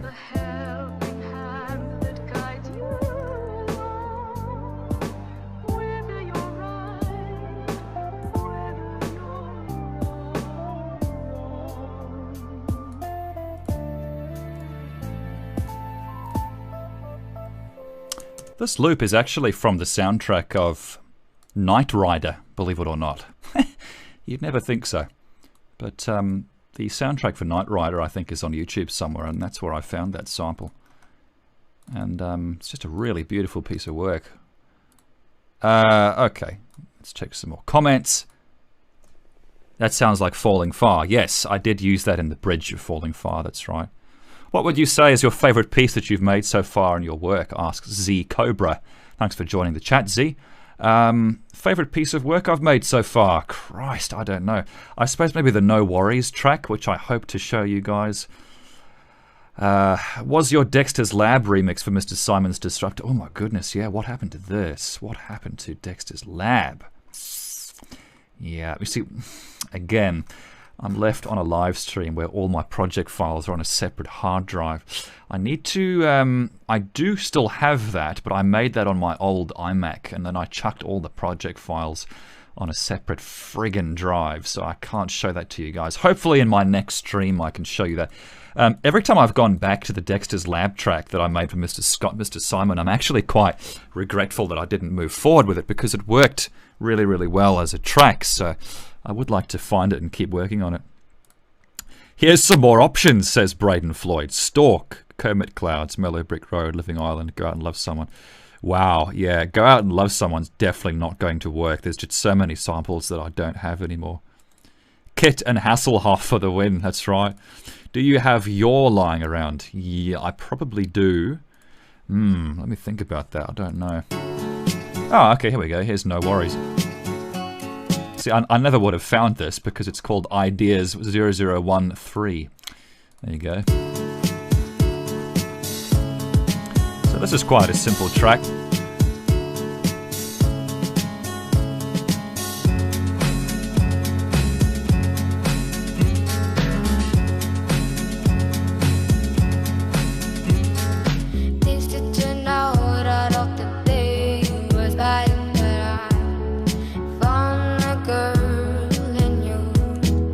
So, on these vocals, this is the vocalist John Shan, who I recorded with in the Philippines. He's this 13-year-old kid, believe it or not. And I recorded him with a Neumann U87, which is like a fucking $3,000 microphone. And to be brutally honest with you, I don't think it's much better than what you can buy for a couple $100 from Rode, you know what I mean? So I've set 3 different EQs on here. I've pulled the mid-range down. Actually, let's do an A and B comparison. Let's take all the effects, group them, disable the group. This is what I love about Ableton Live. Everything is just right there in front of me. So here's the dry signal. And then here's the effects. And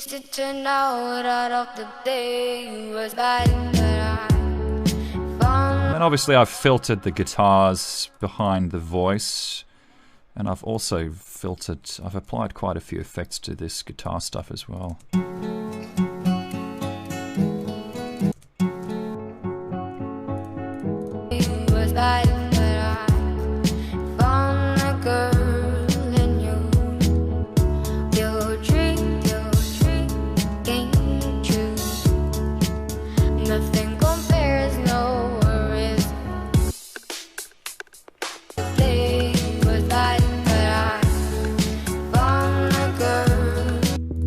Bass is just 2 samples stacked on top of each other. You got that one and that one, just for extra overtones to help the bass translate on smaller speakers. This project just kind of made itself, really. I was sitting around on Spotify looking for samples and I found some guitar stuff, and then I thought, wouldn't this work nicely with John Shan's voice? And so over the course of 2 or 3 days, I just pulled all of this stuff together, and then I pulled some vocals from Brick in Borderlands 2, which maybe doesn't gel so well, but I thought it was I thought it was cool in its own section.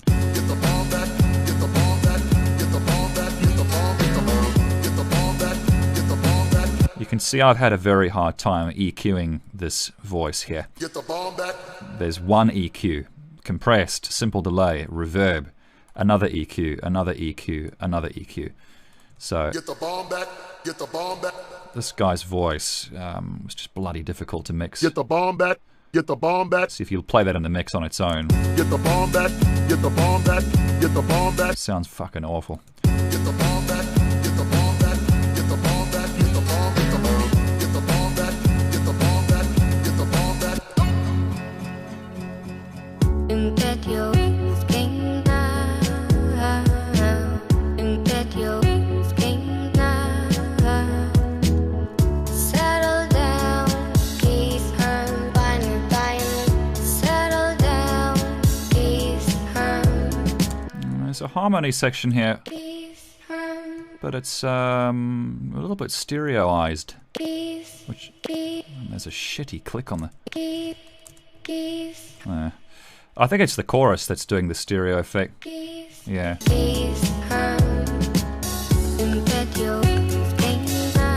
So that's No Worries. I should probably rename this actually so that I know how to find it in the future. This is a huge problem I run into all the time.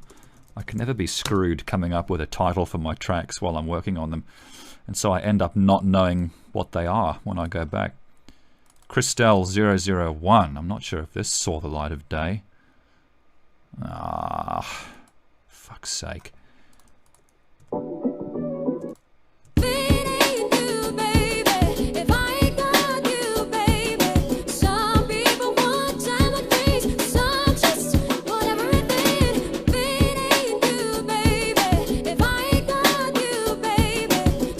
This thing needs a bass. Let's just pile that in there for the hell of it. but that's a little bit too high. So what I'll do is I'll chuck a MIDI effect in here, take it down 12 semitones. There you go, that might help us. I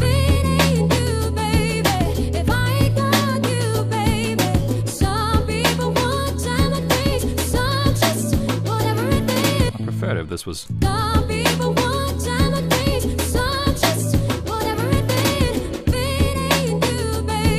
So we all know which song that's from. That's a fairly well-known track, that. But the vocal was recorded by Christelle when I was in the Philippines. Again, Neumann U87 mic.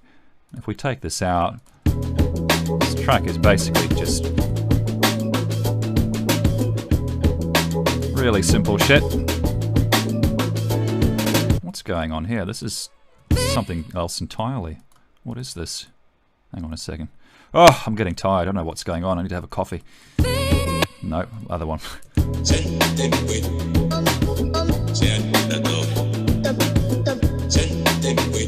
Okay. This obviously was going to start out as a Cinema Paradiso track. I guess that never manifested. Stamp Project. The hell is that? We're going to have another massive... Yep, there's another massive issue. God damn. All around the room, my stamp. Wearing out both my feet. All around the room. I just want to hear what I was doing with the bass for this thing. Instruments, bass. Let's just chuck this fucker in here. Again, too high. MIDI effect, pitch it down 12. Maybe even lower.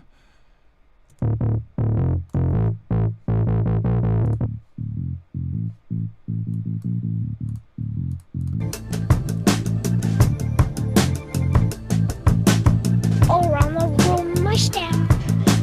Wearing out both my feet. All around the room, my stamp.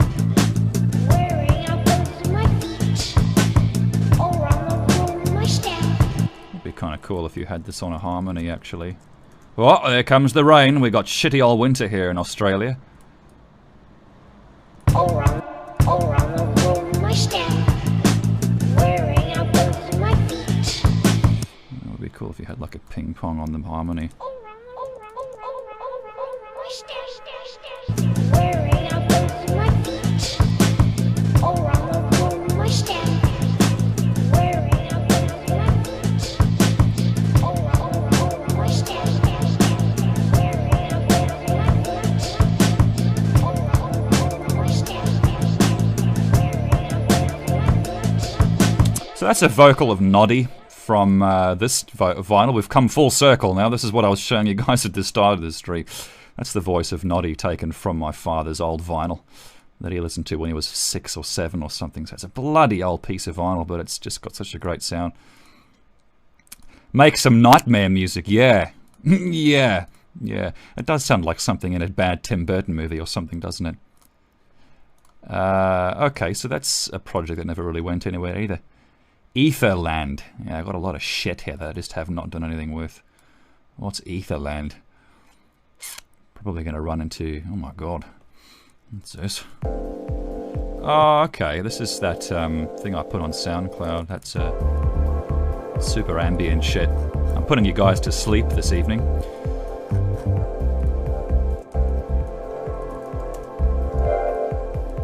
don't know why I've done it like that.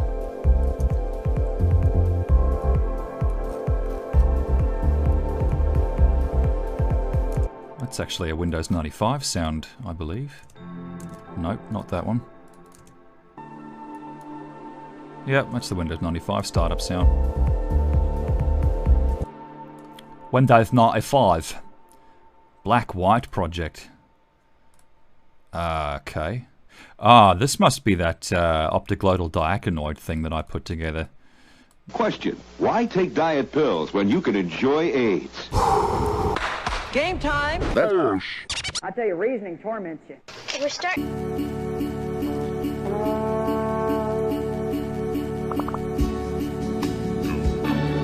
I know it's enough. Michael.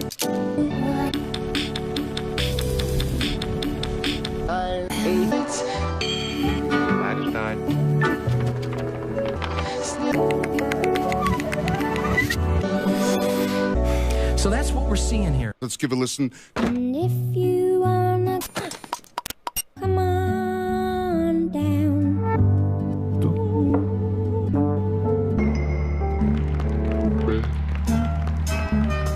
Oh, yes.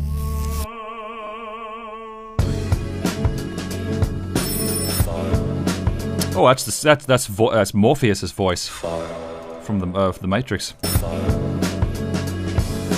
Touch me. And so is that. It's Trinity. Touch me. Touch me. Casablanca samples. Music from Michael Jackson's Ghosts. Muppets Treasure Island, that bit. Now what does that mean? Did you enjoy that, boy? It's Mighty Boosh, obviously. That was fucked up. This is a sample from Prey, the video game. That was fucked up. And that's a Sonic the Hedgehog sound effect.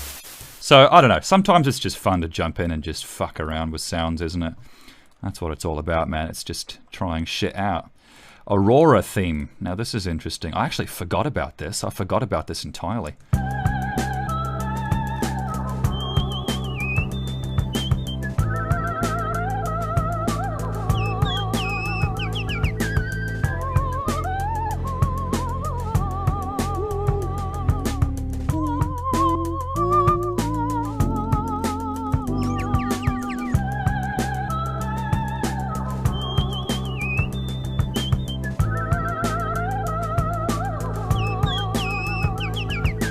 That'll be fun. The only thing I can't say about this is I can't say it's my own work. You know, like I've just taken that Aurora song and I've just based it.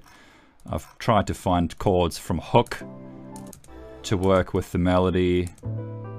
Some piano samples and stuff.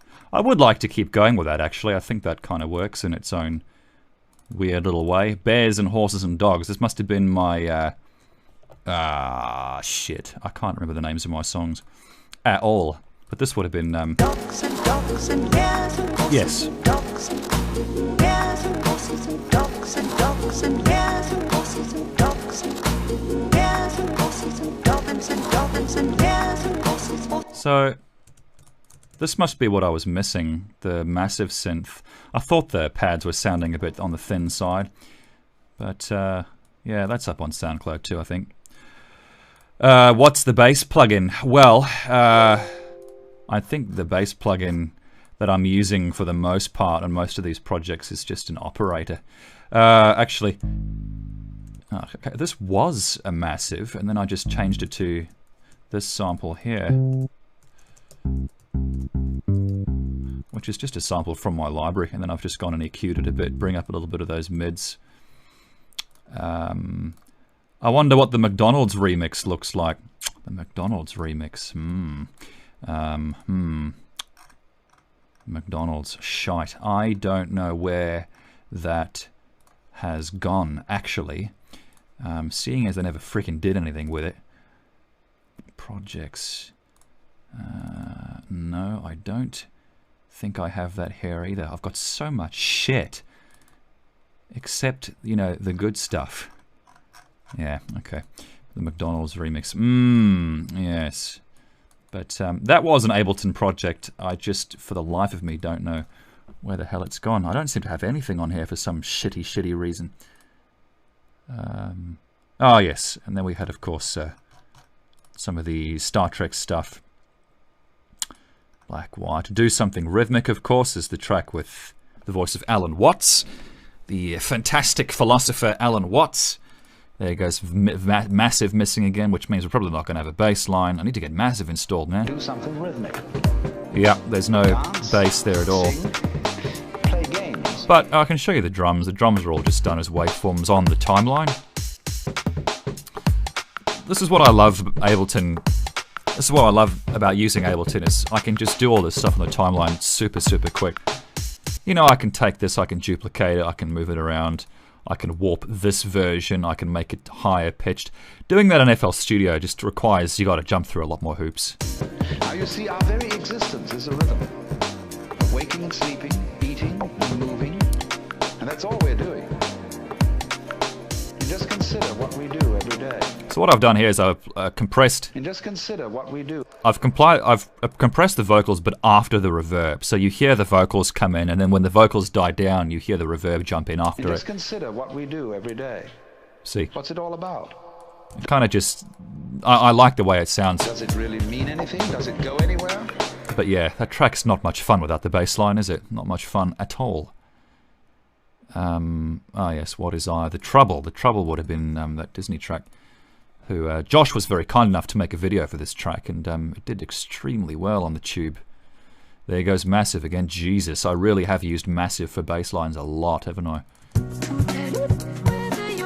Okay, well that's gay. Maybe I can chuck in something to just kind of replace it temporarily. And then we have to obviously adjust the pitch.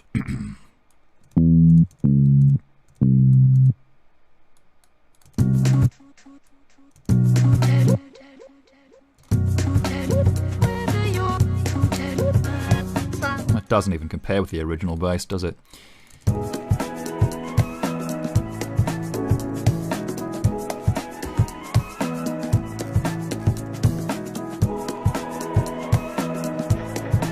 So samples from Alice in Wonderland.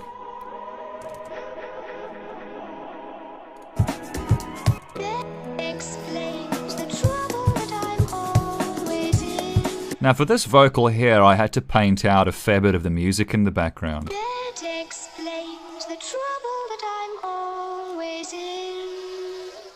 You can hear there's not a lot in the ways of background music. I had to paint all of that out in the spectral view in Adobe Audition, which took a little bit of time, but I think it was all worth it. Simagism. Probably going to run into another massive error here. But Simagism is a track that, oh god, there's a lot more than that missing. Oh Christ. Oh Christ. Maybe it's not even worth playing. But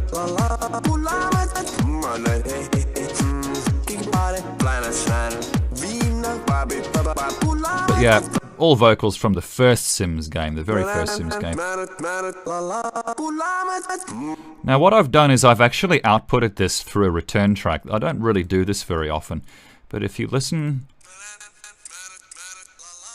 That's basically just the vocal track being routed out.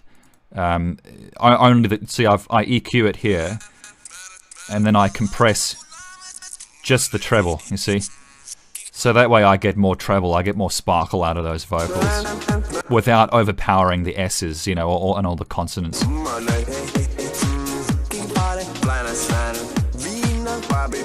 But yeah, another track that just sounds shite without a bass line.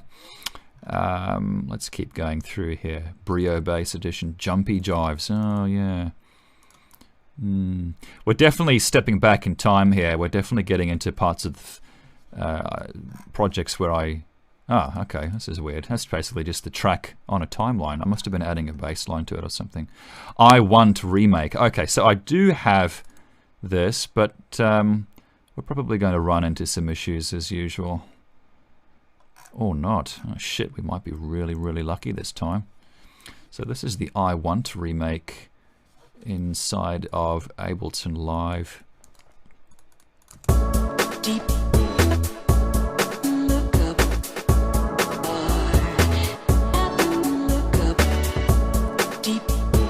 3 samples stacked on top of each other to form the bass. Where's my freaking playing thing?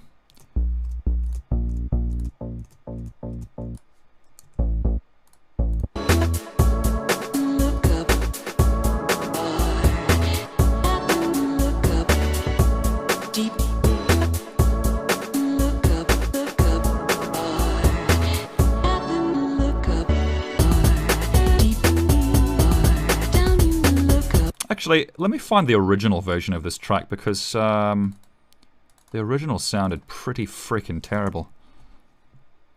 Listen to that.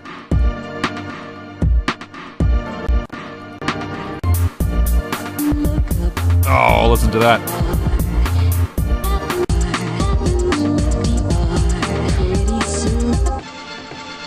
That's a different section entirely. Yeah, back then my idea of mastering was just slamming everything through a limiter.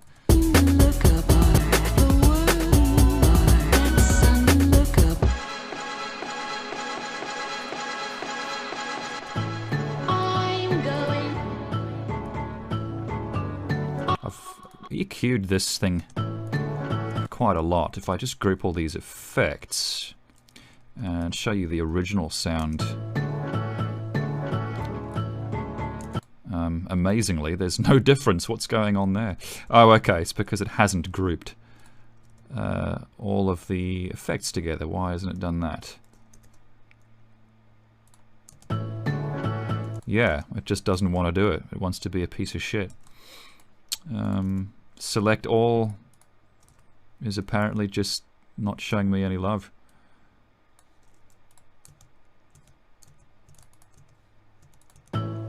Oh, I see what's going on here. Okay, so this is a sample rack that's actually been grouped in there with it. But yeah, that's just a sample from Willy Wonka. And then the vocals of Veruca. I'm going, balls of love, things I am. I want to get, I want to. I don't get this. I'm going, balls of love, things I am. I want to get, I want to. I don't get this. I'm going, balls of love, things I am. I want to get, I want to. I don't get. Yeah, and then we move over to the grandpa section, the grandpa vocals. Pretty much the same story, really. I the less are done. Suddenly I be what that I want it can be a bit of the less. I the less are done. So before and after effects. Before the effects. What that I want it can be a bit of the less. A lot of bass. What that I want it can be a bit of the less. I the less are done. Suddenly I be what that I want it can be a bit of the less. I the less are done. Suddenly I be what that I want it can be a bit of the less. I the less are done. Suddenly I be what that I want it can be a bit of the less. Quite a few peaking issues in this track, actually. Need to go back and take a look at some of those levels. Anyway, would you ever collab with artists who don't make plunderphonics? I probably would, yeah. It'd be interesting to see what sort of results you get collaborating with someone outside your own style. I'd love to see Just Blue Fairy. Yeah, it's probably another track I don't have here any place. Shit. I've got it, but the problem is there's a piano library that I don't have installed. It'd be interesting to replace it with a stock piano and see how it functions. Contact 5 is gone, which is the Fazioli. Trillion is gone, the bass is gone. Fab Filter Pro Q is gone, Lexicon is gone, both reverbs. Okay, so I'm not even going to bother because there's just nothing that's actually loaded in there. Yeah. Worried piano. What the hell is worried piano? Oh, okay. Another. Fucking hell, man. There's just so much stuff here that just doesn't load. Pokemon 4. Massive is missing. Well, that's a huge part of that track, so. Sigh, she wrote. Captain's Control. Let's see if that's got anything functional in it. This was the first sort of Star Trek track I started putting together. Massive is missing. Wow, I've really got to get Massive installed. Jesus fucking Christ. Captain Picard. Captain's Control. Do it. Control. Commander right Earth. Captain's Control. Honor and energize. And Captain's Control. Do it. No. Commander right Earth. Captain's Control. We honor and make it so. And get that. And yeah, I like the way the track came out. I just think it needs to be a little faster. Grungy1.als. What's this? I'm getting a bit sick and tired of seeing this. You don't have Massive installed shit. Okay, seriously. I'm getting a little bit done with this now. I'm getting a little bit up to my eyeballs with it. Up to my eyeballs. I'm getting up to my fucking eyeballs with this shit. PirateBay.se. Give me that Pirate Bay, boys. And if not, Google give me Pirate Bay. PirateBay.se. I did actually buy Massive. I just seem to have lost my frickin' Whore's Glory, by the way, is an excellent documentary about prostitution around the world. It's pretty fucking depressing, but it puts things into perspective. Massive VST. This is just really annoying the shit out of me. Okay, maybe I need to type in something else. I'm just getting like massive tits, massive dick. It's an update. I don't even have a torrent program on here, I'm realizing. Okay, so I don't have what I need to even download what I need. Yeah, what can I say? Getting a little bit annoying. Wendy something project. What is Wendy something? Ah, that's how trouble started life. Okay. Pirates of the Caribbean.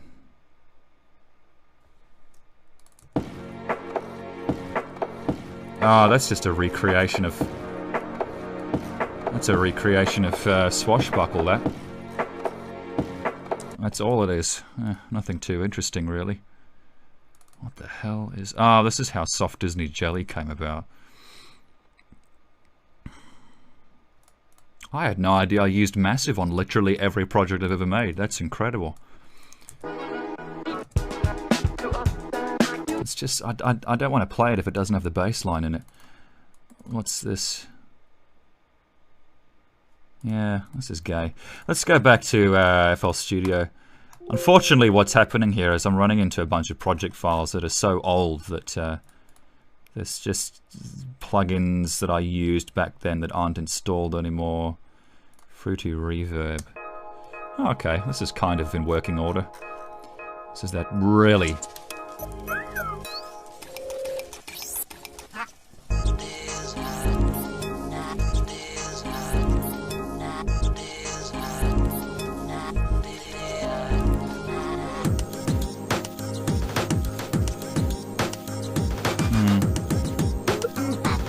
I'd probably bring those chords into the middle a bit more, they're a bit too spread out.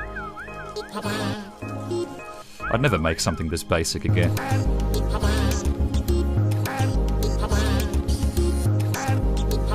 See what I mean? It's just... okay, I get the idea.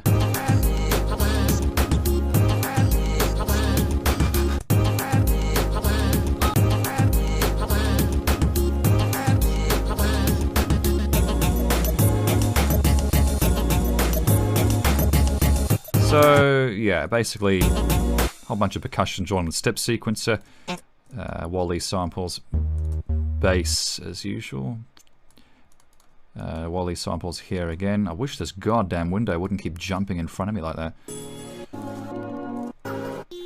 It's literally just trying to stop me from accessing my pattern browser.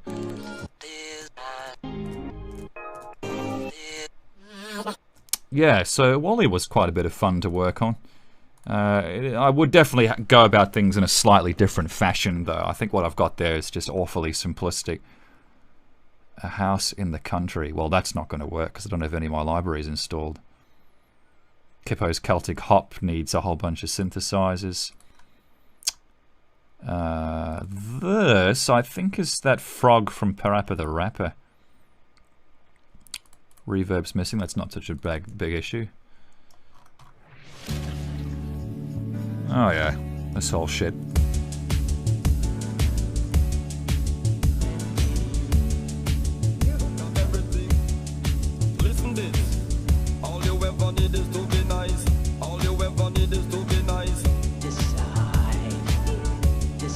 I'd probably take these chords up the mids a little bit.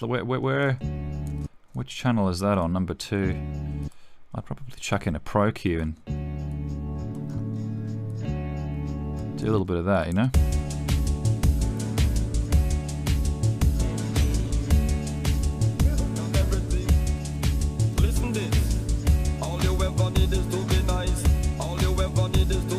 Yeah, I want to fill those chords out a bit further.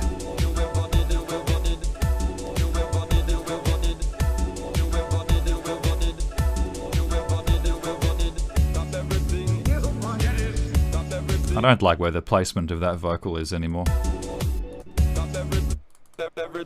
Which sample is it? I'm looking at a bar.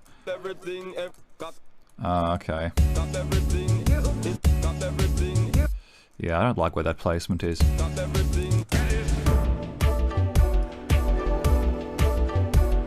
not sure where that sample's from. Oh, it's from Aladdin. Okay. that bass is very low down. Ah, Robin Williams.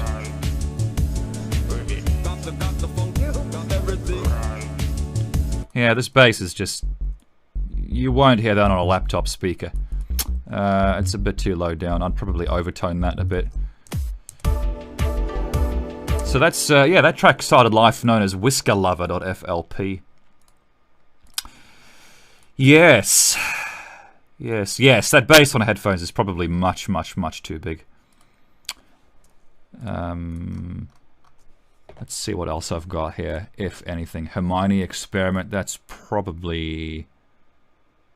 What's TNG001? I don't quite remember that. Ha! There's Massive again, motherfucker. That's really annoying. Oh yeah, this is... Oh, okay. Actually, this is even worse because all the synthesizers I used in this track was Massive, so... I'm going to have to do another stream, guys. I'm going to have to go away, get Massive installed, and come back and try this again, because damn, I had no idea I used the plugin so often. Yes, just... What's this? What is this? Okay, just a run-of-the-mill drum loop. That would have been me when I was bored out of my skull. Yeah, Filthyblade. Ah, this might have been Cigars, Curves, and Pizza, actually. I think that's what this track was. Massive could not be found. Yes, thank you again. And a whole bunch of plugins. This is really disappointing.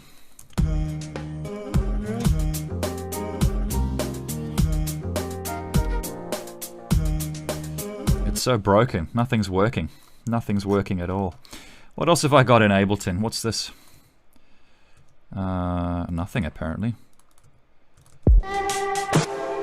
Oh, okay. Yeah, but again, I need Massive. Massive is sorely needed there because I had a big dubstep bass in there. Holy shit, I had no idea I used Massive so much. This is really disappointing, guys. Here's the Zuzu track, but again, yep, lo and behold. Wow, okay. And a whole bunch of samples can't load either. Shit's spiraling down. Shit is spiraling the fuck down. No worries, Cigars, Curves. Oh, okay, here's something I can show you.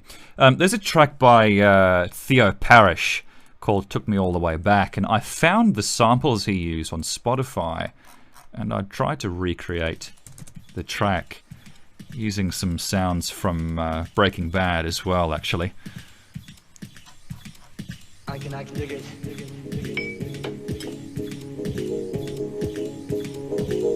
Heads or tails.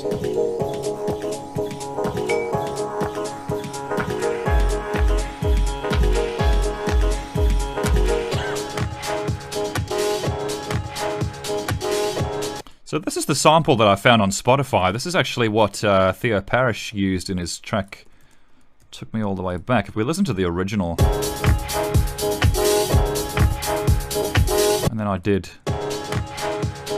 ran it through a vinyl distortion. I took the bottom and the top off it. I compressed it a bit. Because his version was quite a bit dirtier than the original. And then I've added a bass line to it.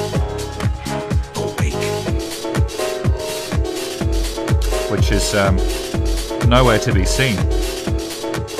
Where the hell is that bass line? Are you kidding me? I can't actually see it anywhere. Okay. That's a new one on me. I'm hearing a bass line there, and I'm not seeing it. And I'm scrolling and there's nothing. That's bizarre. If I mute these channels, all of them... What?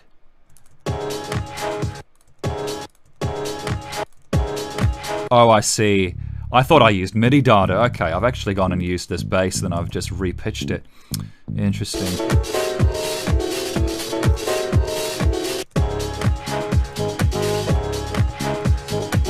So yeah, all I've done there is basically just reinvent the track from Theo Parrish, which was a lot of fun. You should play this on your live shows. Yeah, I should actually. It'll be a lot of fun. Here is the track Falling Far, which I did make in Ableton Live, and I have tested. It does all work.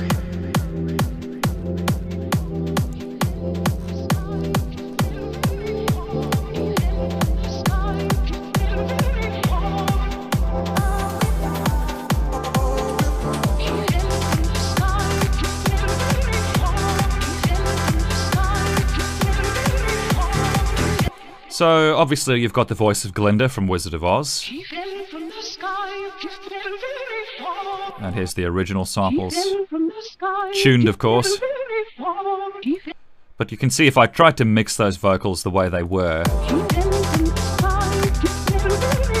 just awful, awful, awful. So you want to EQ all of your samples, really. And then I've just used this bass here. I've just chopped it and pitched it to follow these samples here. This chord sample I've applied erosion to. I've applied an auto filter, vinyl distortion, compression, a little bit of bottom end EQing as well. And then coming up here, we've got the piece from the Knight Rider soundtrack.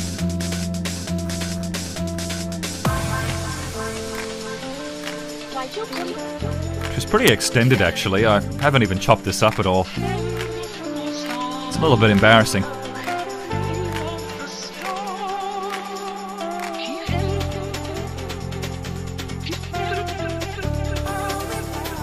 This is from an 80s track that I found somewhere on an iTunes playlist, I think. Obviously, automating the ping-pong delay there.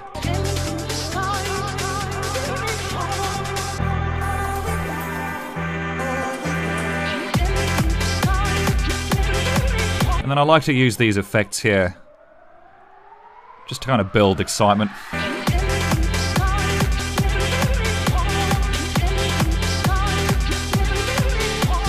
And a whole bunch of percussion, basically. I've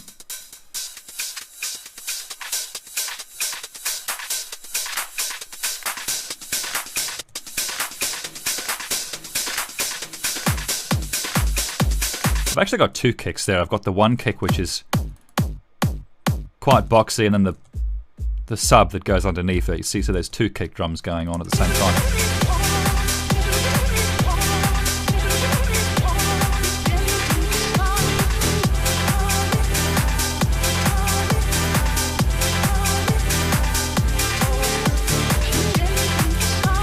So yeah, that's Falling Far, which just started out life known as oo.als. I've shown you guys most of this stuff. I've shown you most of the stuff that I can until I start going too far back in time when I don't have the plugins I used to have. I'm not sure what this was.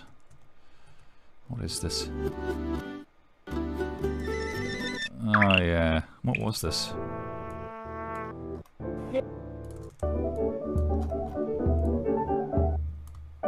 Just a whole bunch of stuff that's not working, period.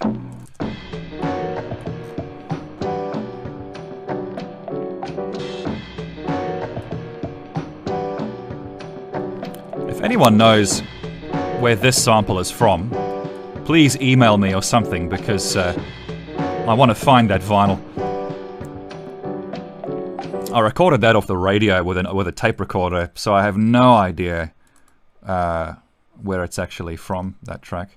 Anyway, guys, I'm going to close the stream up for today. I'm realizing that I need to do a little bit more prep work in terms of getting all my other plugins installed, especially Massive. I really want to take you through some more projects. I want to find my old Mac drive and find the project files that everyone's been requesting to see.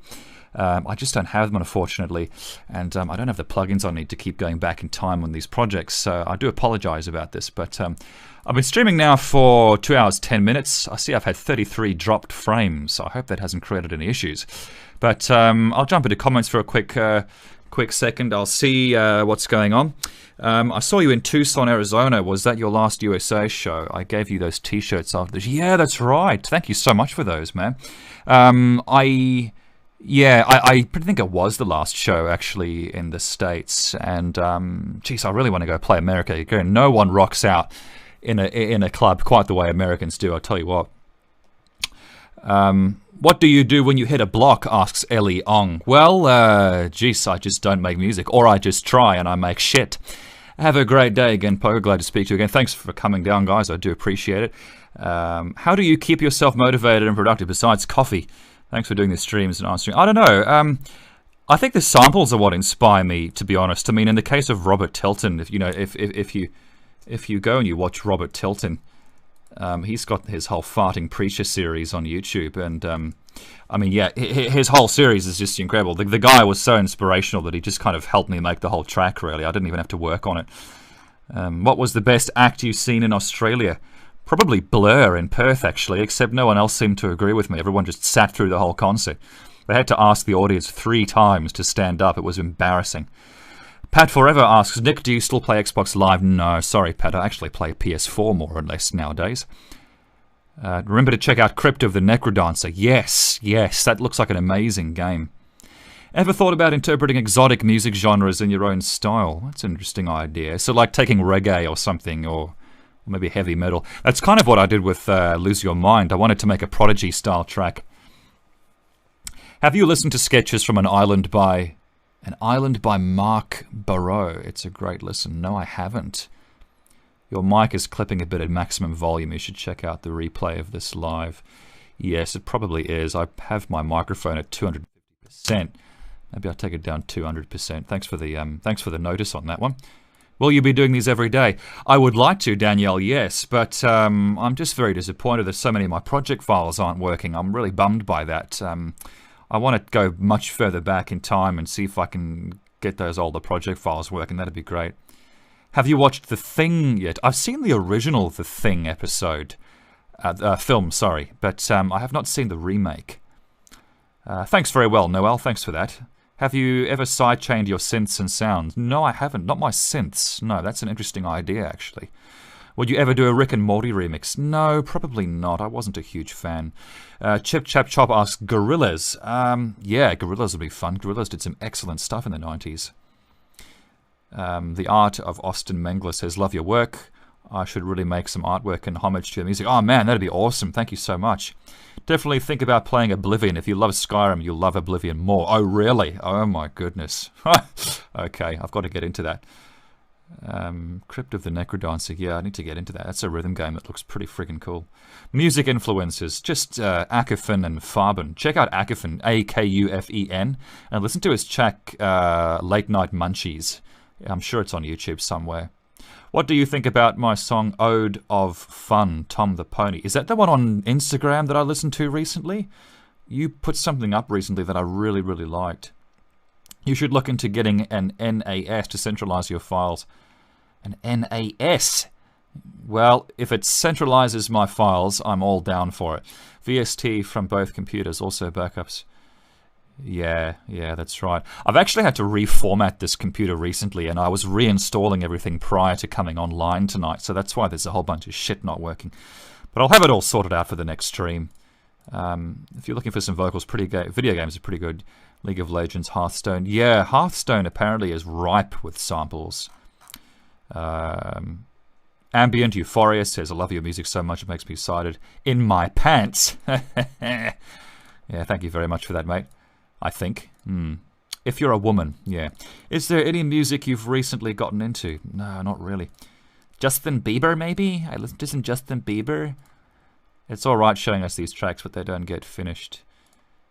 Yes, that's right. I'd say 90% of my stuff never gets finished. Have you ever wanted to make an Indiana Jones song? No, but it is scored by John Williams, so that would be pretty awesome. Any movies you're excited for this upcoming year? Not really. No, I'm excited to play more Doom on PS4. I'm excited to play more Uncharted 4. I want to see what happens to Nathan Drake next. What is your technique to pull Blu-ray samples? Did you just play a Blu-ray drive or do you have another way? Well, because I'm on PC here, I have the luxury of using any DVD. Any DVD allows me to rip Blu-ray files and then I open them in Virtual Dub. So look up any DVD for ripping your Blu-rays and then you use Virtual Dub to basically, well, actually Virtual Dub is mostly for Virtual Dub is mostly for video, actually. What I do is I rip the Blu-ray files and then I download this thing here, Media Player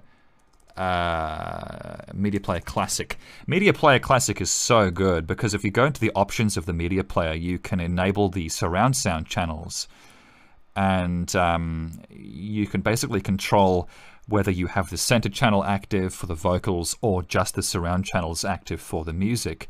And then if you're going through SoundFlower, or if you've got a loopback function on your sound card, or if you've cabled your outputs to your inputs, you can then just record straight out of your Blu-ray files playing inside of MPC. So that's how I go about Blu-ray recording for that, and it works really, really well. Do you like to read at all? No. The last time I read books is when I was in prison for 3 weeks. I read... shit. My memory is so bad at 2 o'clock in the morning. Shit. Wilbur Smith. Wilbur Smith. Come on, what's that book that inspired that mummy movie? There, The Seventh Scroll. If you read The Seventh Scroll by Wilbur Smith... I read this whole freaking thing when I was in jail, and it was basically like that mummy movie that Steve Sommers directed with Brendan Fraser. It is literally like The Mummy, but obviously came out before the film. I think it came out before the film. I'm pretty sure it did. Maybe I'm wrong. Maybe it's the other way around. But yes, very reminiscent of that film. And I read Conan the Barbarian. I read Conan the Amazon, which is also quite an interesting book. But yeah, I don't really read too often. Frank Leon, thanks very much for tuning in, man. Appreciate it. Jesus Freak 101. Is the bass very essential to your music? I think bass is essential to any electronic music. I think the bass kind of defines the key of your track and just gives it that body. It's yeah, I don't know. I think making music without a bass is like having sex without a pair of balls, you know, like trying to have kids without balls. Like, what's the point? Diablo 3's got great sounds. Yes, it does, actually. The soundtrack for Diablo 3 is fantastic. Best way to rip samples, I would say, well, it depends what you're ripping from, really. I use Adobe Audition, which is from the Adobe CC pack. Audition is just an amazing audio editor. And like I said, you can open most things in Media Player Classic and just isolate the surround channels in the audio mixer. Did that terrible travel agency ever go out of business? They should. Yes, the agency group. Funny enough, they took me straight off their client list the moment they found out I was in jail. Tom the Fish asks, why were you in jail for 3 weeks? Because I did a whole bunch of touring in the States, and I played a whole bunch of shows. I think I played about 25 shows or so. And it turns out I didn't have a work visa, so I made a whole bunch of cash. I had a bag full of cash. And I wasn't allowed to actually make it, it turns out. The agency kitted me out with the wrong visa. But I do have to take some responsibility for it because the consequences ultimately fell back on my shoulders, and I didn't really do the due diligence of looking up the kind of visa I needed. You know, like, yes, I had a management company, but it is something I should have taken care of myself, so you live and you learn. I downloaded some Spyro samples yesterday, says Danielle Harris. I feel like you've had a lot of fun with them. Yes, Spyro is just an amazing game. Any plans to do more live shows in Perth? Look, if there are any venues that I'd like to have me, like the Connections Bar or the Avery or the Bird, that'd be fun playing there. Or the Ruby Room even, but I think the Ruby Room is a little bit saucy. A bit saucy for Pogo. If you need pointing towards good Hearthstone voice lines, I can point a few. Same for League. Oh, absolutely, M-Channel. Yeah, thanks for that. How was it touring with that one guy, asks Pat Forever. It was amazing. Mike has constructed this entire instrument out of plumbing pipes and all sorts of things that he's created, these buttons, and then he's attached them to MIDI ports on his laptop. And then he plays this whole plumbing instrument. It's quite amazing. You've got to see it live. And he's such a good guy, such a good guy. He helped me out more than I deserved. Can I mail you with some remixes, or is it spam? No, man, definitely. Send me some of your work, Tom. Are you excited for Finding Dory? Yes, I am. Pixar never fails to disappoint, really. High five for being another Perth artist working at 2 AM. Yeah, Jesus Christ. My eyes are shutting slowly. You recently made a song with Tekken samples. Do you have a favorite Tekken? Tekken 3... I'm biased because I grew up on Tekken 3. You know, I just... That was my Tekken. I can't wait for the new Tekken to come out on PS4, though. Oh, that's going to be good. Well, do you listen to your audience's music, or are you that type that doesn't do that sort of thing? To be honest, I don't listen to much music, period. I listen to more music when I'm sampling than when I'm just walking or you know, just working. I don't really listen to music. I know that kind of sounds really, really weird. Ever played Ape Escape on PS1? No, but I heard it was pretty awesome. Shima here again. Sorry for being late to the stream, but I hear now. Yeah, very sorry to say, ma'am. I've almost finished up my stream. I've been through all the project files I can go through before I need to go hunting for missing plugins, but I hope to do that in my next stream, hopefully tomorrow. Do you remember where you found your main bass sample, 20.wave and 37.wave? No, I don't. Shit, I really don't. 20 and 37, if I go through those samples... oh, God, I'm so tired. Talking for 2.5 hours straight takes a lot out of you. Samples melodic, what have I got here? 20.wave, which is that one there. What a nice fat click on the end of it. And 37.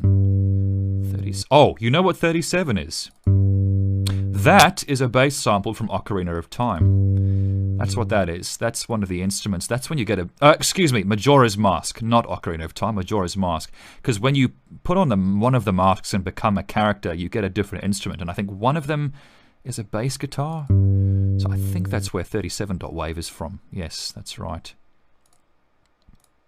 Nick, don't tell me you're a filthy brotherhood. Synths are for life. Yeah, I don't know. I tried everything in Fallout 4. I tried everything in Skyrim as well. The thing about Skyrim is there's so much goddamn replay value. You can just do so many different storylines and different kinds of builds and classes. It's just amazing.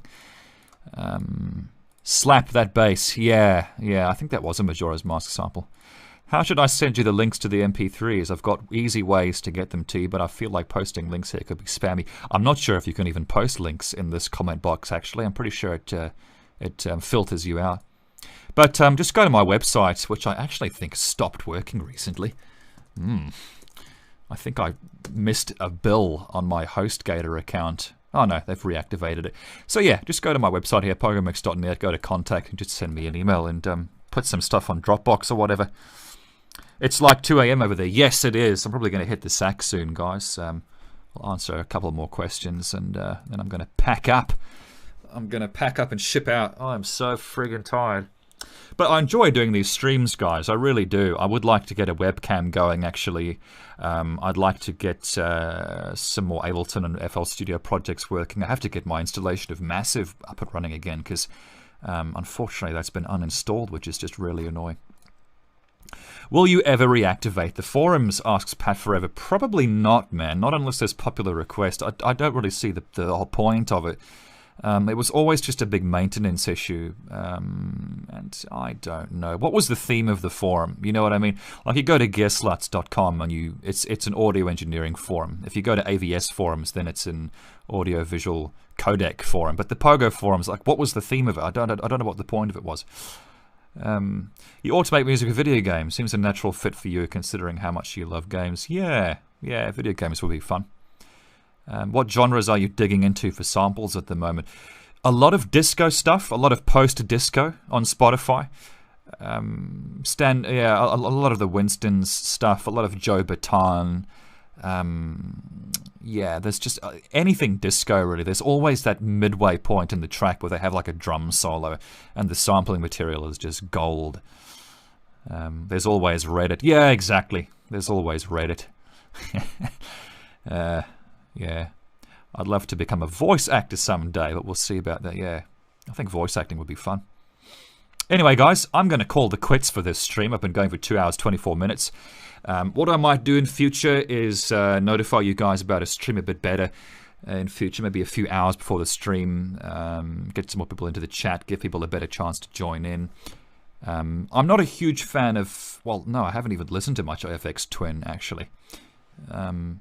I remember you used to do some ambient stuff. Yeah, but Aphex Twin I've always heard good things about. I need to check his stuff out. Anyway, folks, I'm going to quit the stream right there. Thank you so much for tuning in, guys. I really, really appreciate it. I appreciate all the support. I'm sorry that my so many project files just aren't working for me tonight. I need to get my plugins installed and get some more stuff working. So yeah, guys, thanks very much. I'm going to save this stream on my YouTube channel where you guys can check it out in the future.